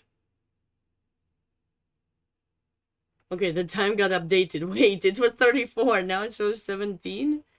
Wait, what? Do you guys see that? It showed... Okay. I was wondering, like, he had that much time? I didn't remember him having that much time. Okay, okay. So 17. 17 minutes to 15 minutes. Okay, this is more like it. It makes more sense. I need to get this coughing under control.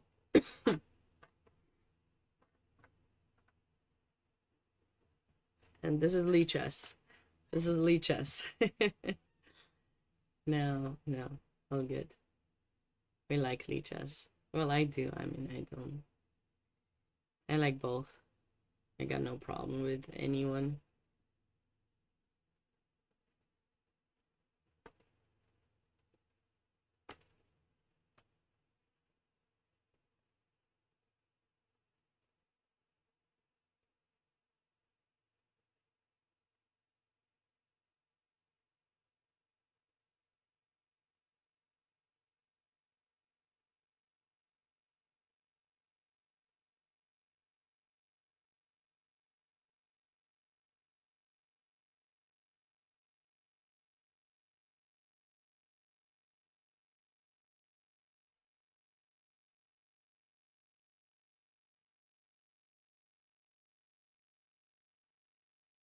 Okay, so he moved the queen.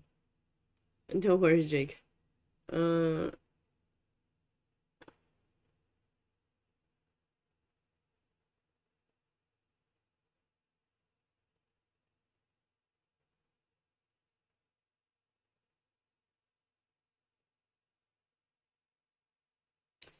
d3. So if queen e1 check, we go king h2. You know, yesterday Grandmaster Barbosa did keep us here all the way till into the next round. Is he gonna do the same today? I gotta say, I don't know if it was him or not, but thumbs up to Grandmaster Barbosa. I think it was him because first stream, first day that I commented on the tournament, I actually had someone who had this name, like it said GM Barbosa something, who subscribed to my channel. So I don't know if it was him or not. Yeah, I think I had some maybe I had something on my channel. It wasn't on purpose, but it only allowed subscribers to watch back the streams. I usually have it set up that way, but of course for these tournaments I shouldn't. But I might have had it and I forgot to click a button or something. I thought I did, but maybe I didn't. And I saw and maybe it was him. So that was like, it's not often that Grandmaster subscribed to your channel, whether it was just to check if I talked badly about him or what. I don't know. But I gotta say I appreciate that. It's you don't often see people subscribing. I mean, these days I think it's much less than it was during COVID time. So it is it was appreciated, like, highly. How do you know it was him? I mean, I presume it was. I mean, it was just really kind of random after I finished streaming. So obviously the game was over and yeah.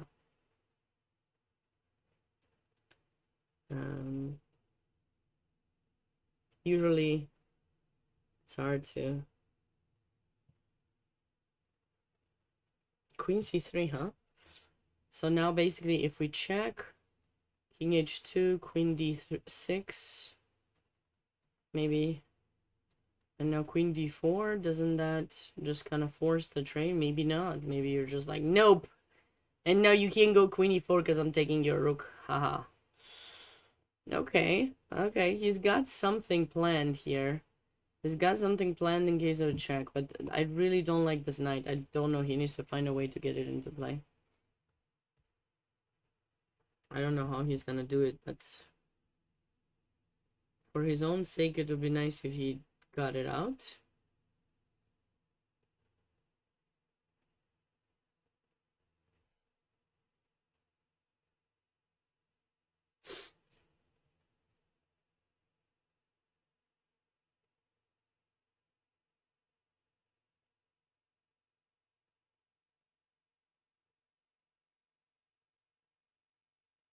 G5.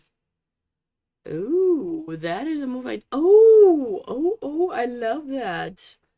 I love that. You know why? Because this rook is coming this way to grab the pawn. Once that pawn is gone, it's gone for good. Yeah, this is like my move. It's like, I feel like Grandmaster Barbosa, if he wins this game, he has to come and subscribe again. It's the subscription that's helping him now. Try What don't we do? What don't we do for the views, huh? For the subscriptions. Uh, uh,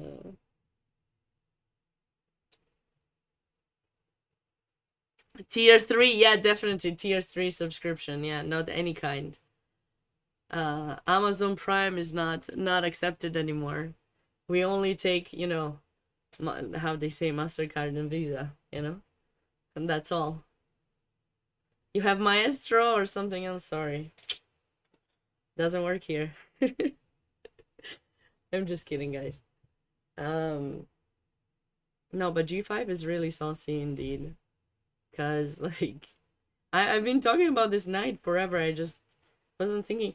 Actually, G5, he doesn't want G4 to let this knight go. He just wants that. Like, he's definitely just throwing it out there. And if you do Queen G3, for example...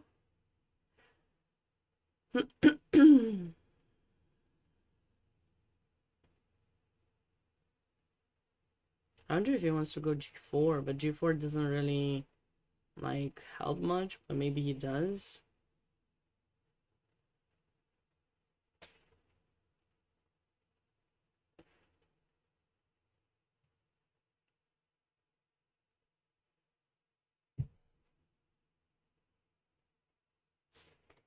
Like, maybe G4? What do you guys think? Is this something we can consider here? I feel like it could be unpleasant to deal with.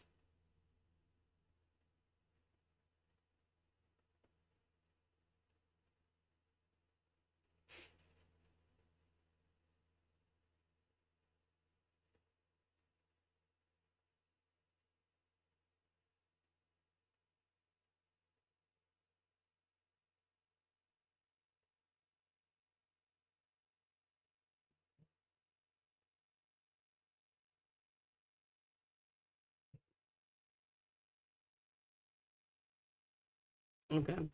So the knight is not attacked, but if it goes here, what do we do?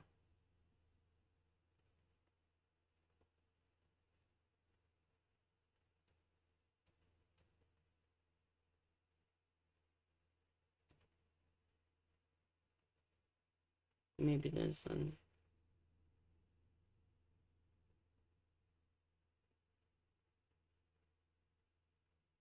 Or maybe this.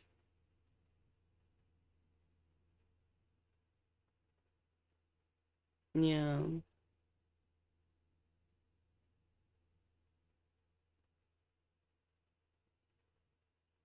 Yeah, this looks kind of scary. Hi there. Well, G5 is is a very scary move.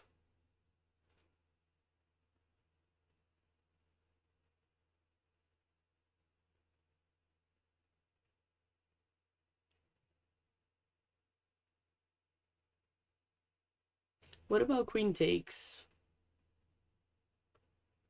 How does he plan to... Oh, maybe check?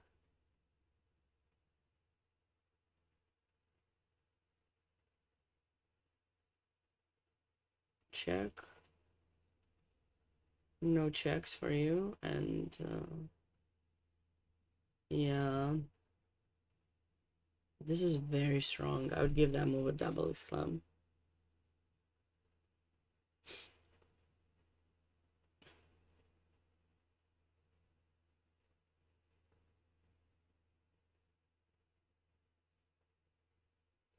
Wait, what? Oh, g4 here. Well, but maybe he has some checks.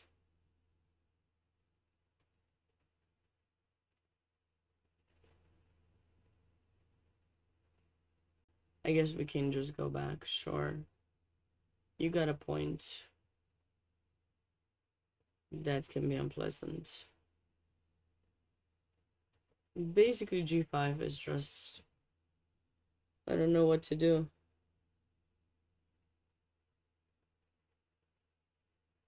It's very strong.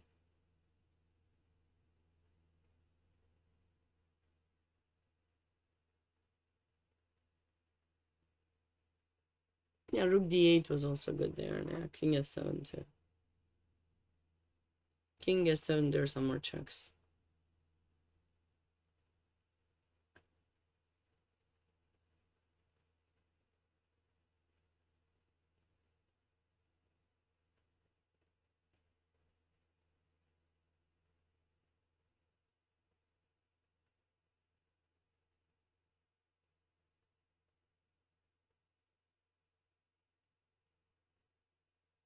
I don't have a move for white. Okay, what is exactly the threat? I think rook d6.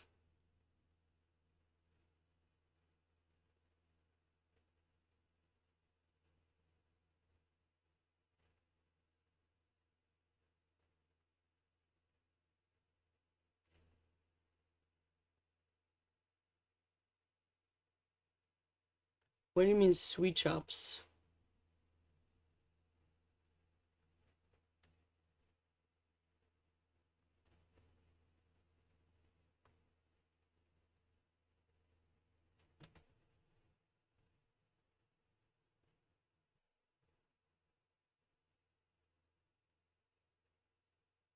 g3. g3?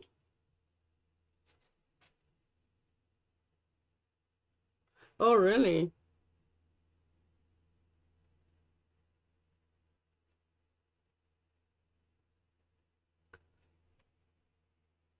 Seriously? That's not fun.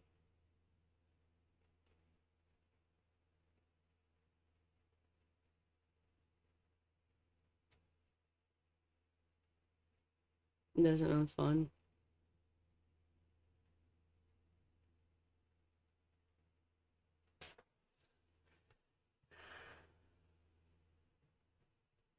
I gave up on becoming a partner on Twitch. It's never gonna happen. G3. I'm confused. Check. Where does he plan on going?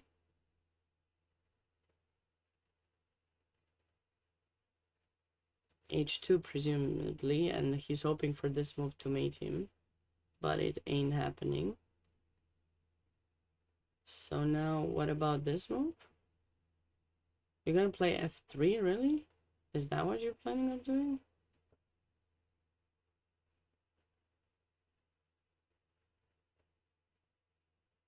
And you're planning to meet this with something spicy. Okay, maybe you're planning some perpetual. Okay, so let's see. So checking h2. Okay, all right. Let's come up with a way to mate this king, because this king is not gonna survive anytime soon. Yeah, I was about to say g4 here. Yeah, I like g4.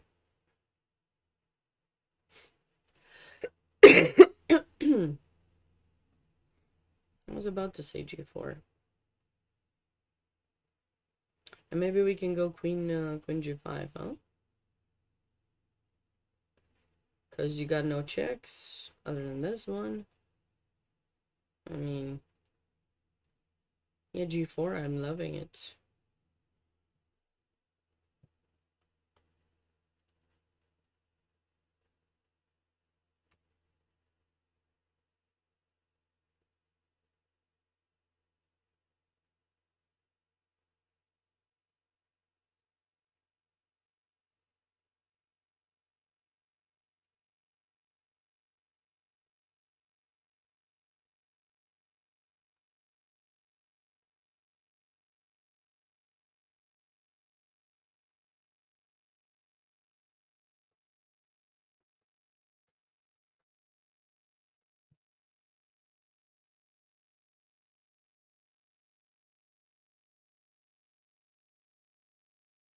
Although queen g7, wait, what's with queen g7?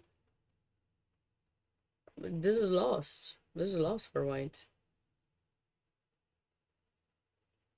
I don't even need to take the pawn. I mean, I know we said that, but I'd take your knight. I'm just confused. But why are you saying... Wait, I'm confused. No, you're saying here. I think you're saying queen g7. Apologies, but I still don't take in g7. I think here, I still don't take, like, maybe I can go rook d6 first, so you don't play that, and then I take. I mean, I have a lot of time in the world here. Knight h5, rook h6. What is my objective? Black is close to winning.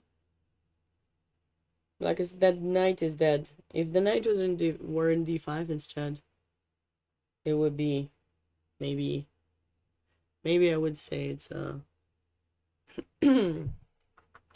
some drawing chances, but the way it is just not... it's not goody.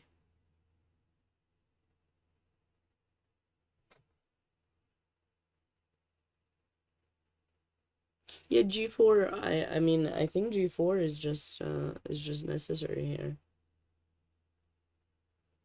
Of course, you always have to be mindful about g7. That's why, yeah, you want to get rid of the h6 pawn as fast as you can.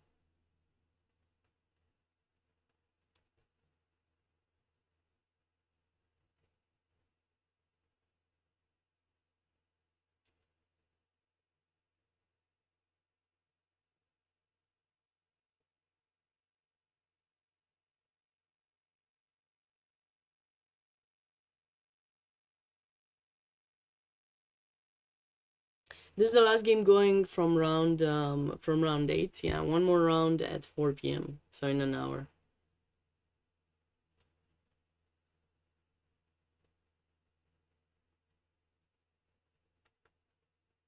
And most of the games finish relatively fast. I mean, at least, I think we've been at least an hour and a half on this game, and there's nothing else, or if not 2 hours on this game. But it got kind of interesting because it was, at first it seemed quite equal, but then I feel like Black has created his chances. If this happens now, I feel like it's finishing relatively fast. I don't really have any kind of counterplay that I'm seeing for white. I mean, if this pawn falls, there's no mating idea. Okay, you can try to take a5, but then you gotta be super mindful about getting mated in h1, so I'm not even sure how you're gonna do that. Your g4 has to happen. I mean, you don't normally want to play g4 to allow the knight in f4, but since you can take h6, it just, you know, seems like the way to go. You have to go for h6, and you can't move the queen, so, okay, other option would be rook d6, but you're not gonna play rook d6 when you can play g4. I think it's just doesn't make sense.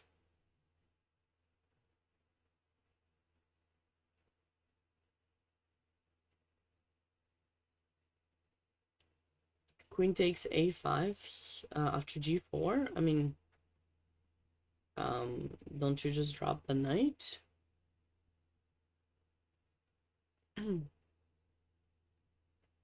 Or when were you saying? I don't know when you were saying that. We're saying that here? Probably you're saying it here, but yeah, you get mated. You do get mated.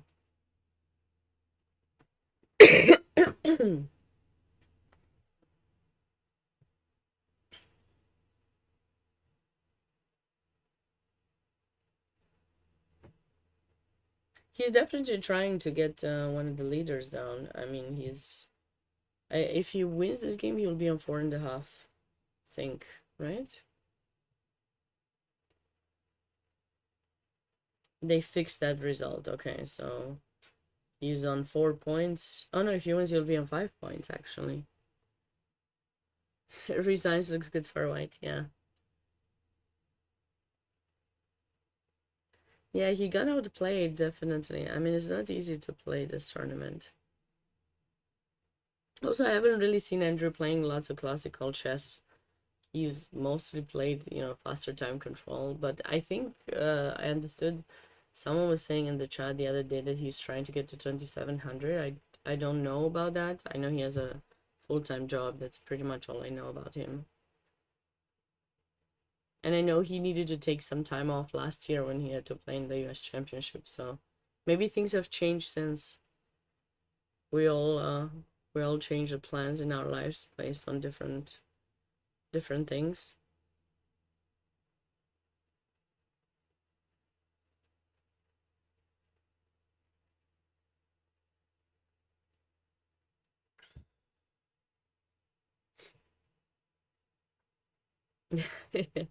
You're definitely gonna see 2700. Okay, sounds good. You have a lot of tournaments to play in now. You should definitely go to the club. I think the Gukesh, Ding, not Ding, sorry, Gukesh, Magnus, Bobby, and Hikaru are gonna play some clutch chess or something, I think. Starting today or tomorrow, so it'll be cool to... I've asked one of my friends to get me autographs of the four, but I don't think he's gonna do it. Which felt bad, because I was like, come on. Really? You are there. You really can't do that for me? Yeah. Sad. Watching Grand Swiss. Yeah, actually Grand Swiss was a very cool tournament. It meant a lot analyzing it. It looks like Queen B7 was played, but now F3 and maybe white escapes. F3 is the only move. G4 was so brilliant. Wait, was it called Total World Championship? I thought it was called Complete World Championship. Yeah, Divya Gukesh. I know that. I know that. I've been doing like no reports, but I kept selecting like best games. There was a bunch of tactics posted on US Chess for their Wednesday or Tuesday night tactics or Wednesday night tactics. Yeah. Gukesh has had a tough tournament in the Grand Swiss. He's lost like 2 or 3 in a row. Mishra also beat him. Of course, Mishra from New Jersey. Been supported by the New Jersey State Federation for a while.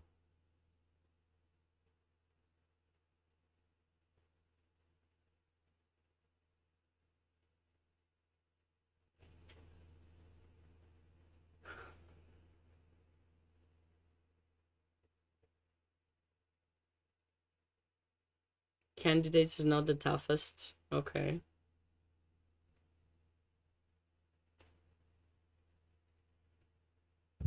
What is the toughest in your opinion? What is Andrew thinking about? There's only F3 here. Otherwise you're getting mated, mister. Maybe he's worried about F3 G4, but we already... Like, we know that he can get some activity with the queen. He needs to play this. What else is he gonna do? Queen G7, he loses on the spot. Maybe we just take it. And then, you know. So F3 has to be played, and if G4... I was thinking like queen somewhere, activate the queen. He needs to try to escape somehow.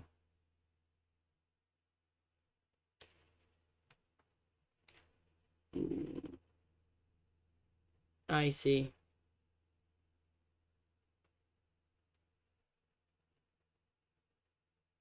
So you're saying it's not the toughest because it's actually tougher to qualify for the candidates.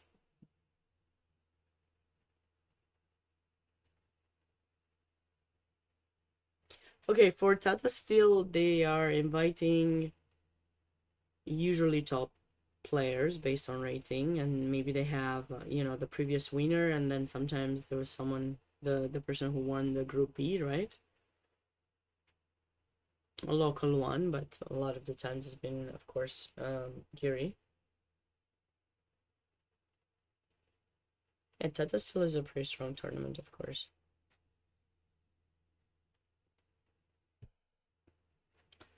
All right, Andrew. What you thinking about, mister? You don't have options. Like, what is going on? I think these guys are trying to debate how long they should play before the next round. Like, how much time should they leave for themselves to have a lunch before next round. I'm kidding, of course, but still.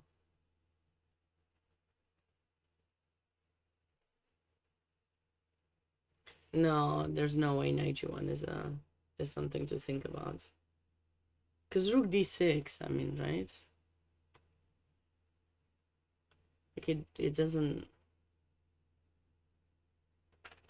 help in any way.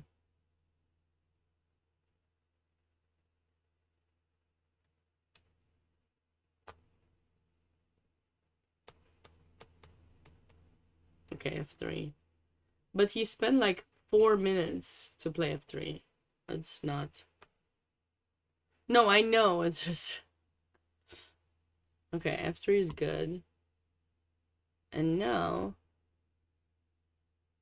resigning and getting a sandwich. It does sound like a good idea, yeah. I'm debating what I'm gonna do because I ran out of bread, so no sandwiches for me.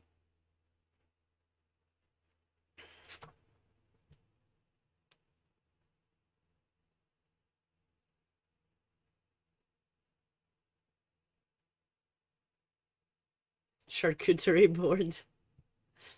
Yeah. When you have no time for sandwiches, anything will do. Or eat one of Sabina's way sandwiches, just one slice of bread with whatever on top. It's Sabina's sandwich way.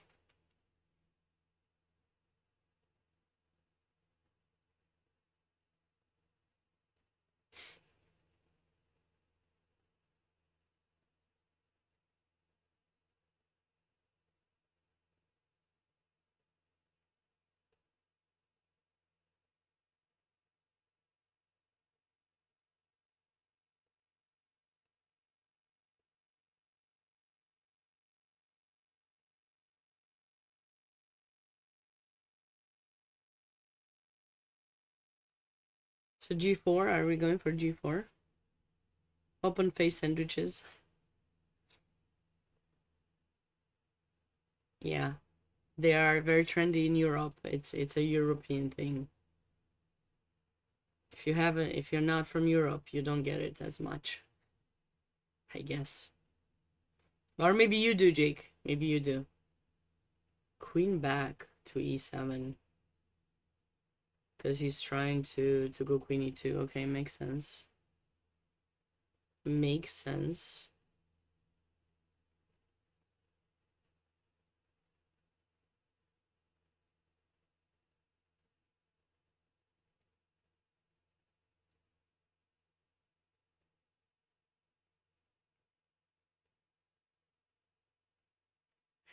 Recession indicator. Ah, that's a good one. Yeah, sure.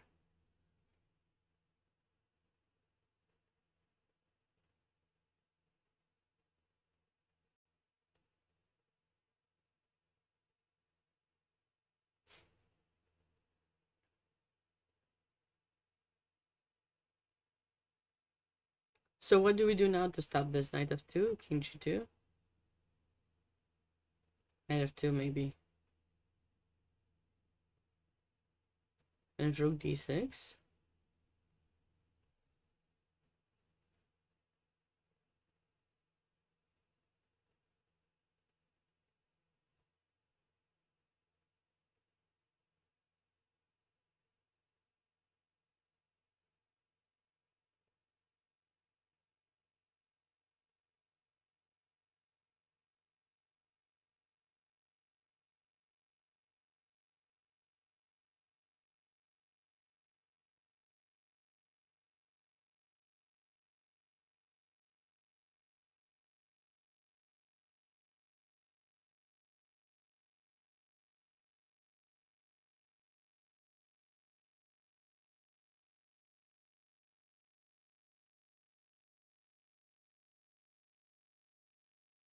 Knight f2 was played. They're getting really long time. I'm getting nervous. I'm getting nervous at this point.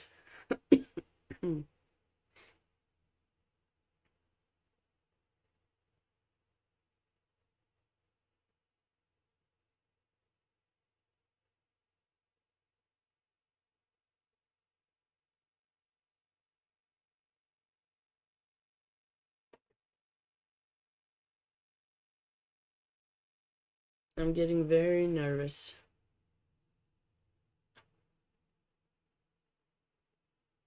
Rook d6, right? I mean, rook d6. I mean, this is... It is what it is. And the question is, can white take an a5 now? Because there's no queen trades. Since we lose h6, there'll be no more mate on the horizon, at least, you know, maybe we can try something like this.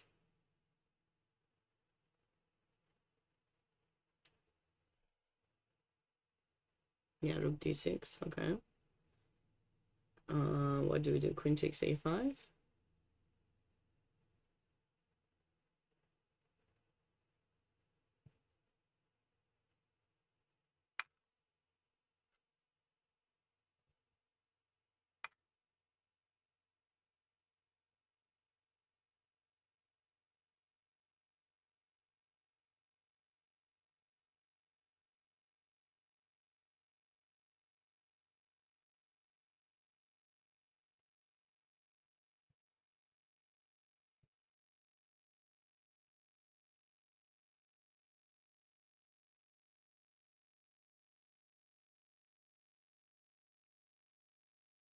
I mean, he has to create some counterplay, because losing h6 is not fun.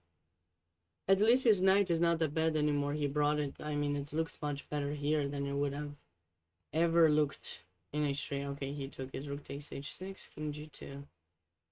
The thing is, with the knight in f2, also h1 and h3 are covered, so black will not have any kind of mating nets, which is kind of, you know, salvaging him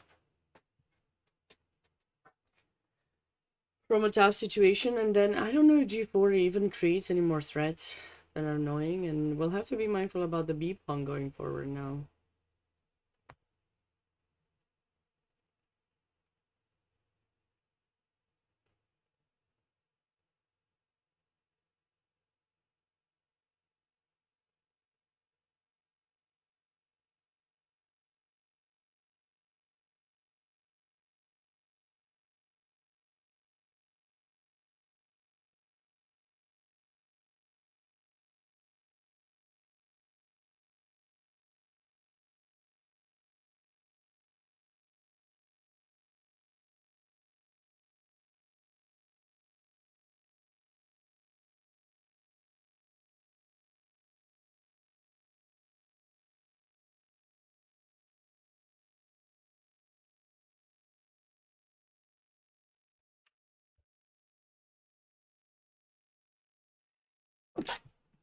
Sorry. I guess my AC, my heat decided to stop working, of course.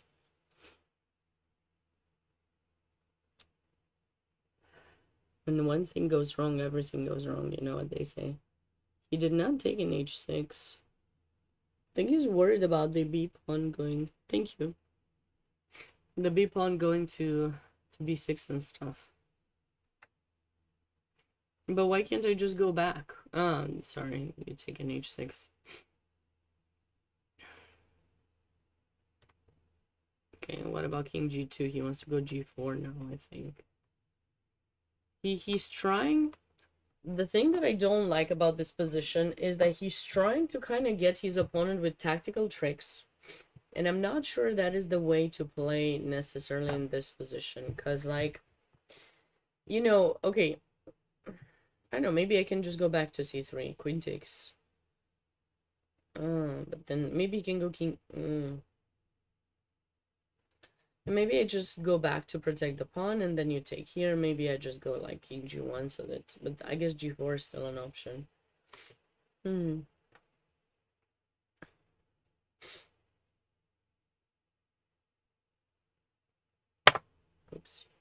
queen e1. Fancy. He wants to go check. He doesn't play nice. Queen e1. It's like, oh no, my pawn. Oh, I forgot to protect it. Oh my god, how did this happen? Just kidding. Just kidding.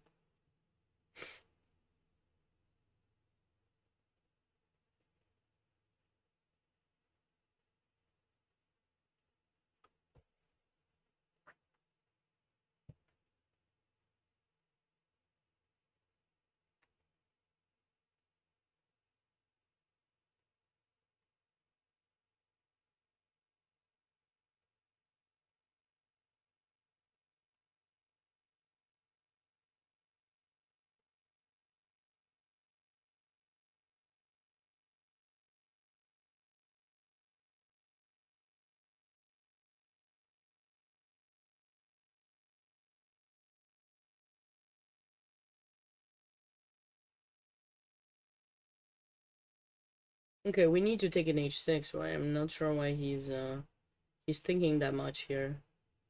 Rook takes h6 does make sense, right?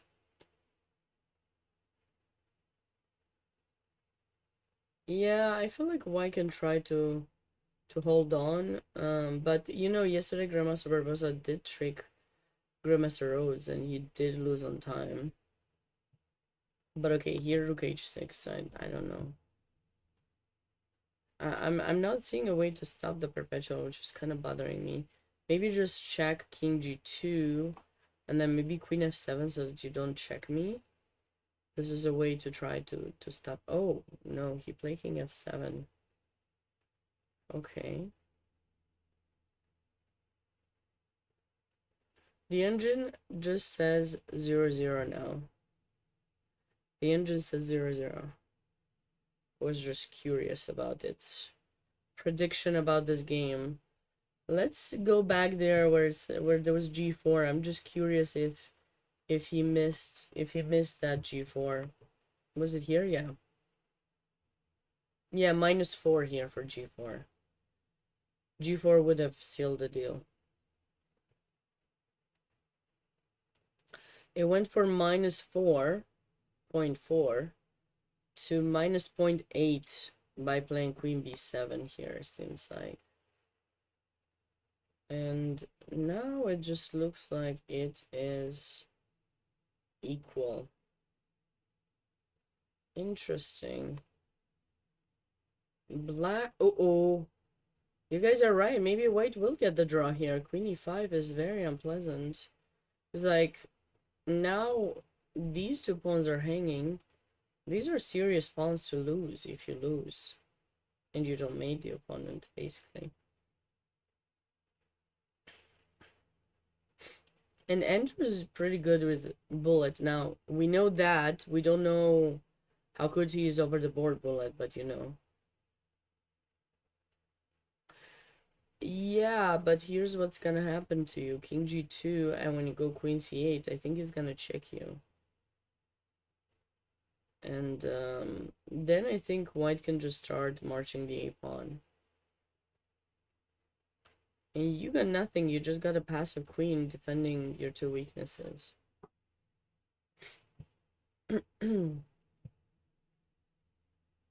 What? Okay. Okay. Alright, so draw. Draw is wait. Right? Like, can black play for a win? This queen in me? Nah, there's no way. No way you want to go from what you had to this. Okay, I feel like they're going for a draw here.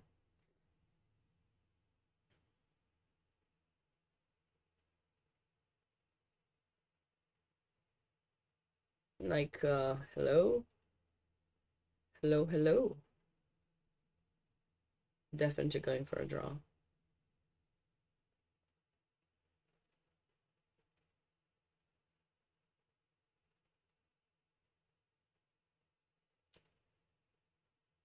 No way he goes queen c4. No.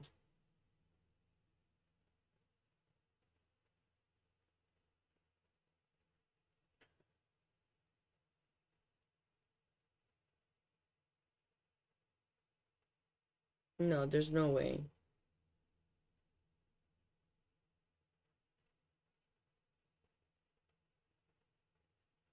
No, I agree. There's no way to play for. I'm just saying, like, I'm feeling heartbroken about this.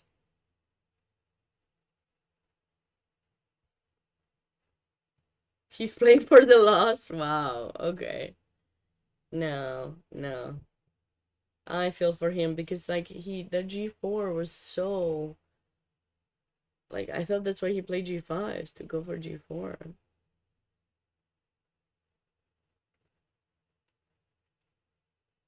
Okay, they got a draw. All right. Well, that concludes round 8 of the 140th Anniversary Invitational. I mean, it was fun to see. I really thought this was going to be a decisive game, but Grandmaster Andrew Tang defended valiantly, and he was able to save it. Okay. Well, hopefully you guys enjoyed it. I'm gonna go try to catch up some lunch if I can in the 40 minutes remaining, and then final round starts at 4 p.m. That's in about 40 minutes or so. I'll be live. Looking forward to seeing all of you back here.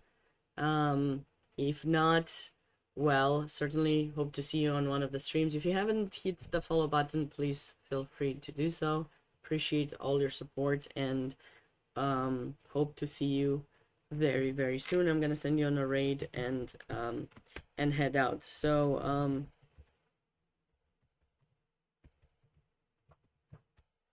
have a wonderful rest of your afternoon, and thanks for being here. Bye for now, everyone.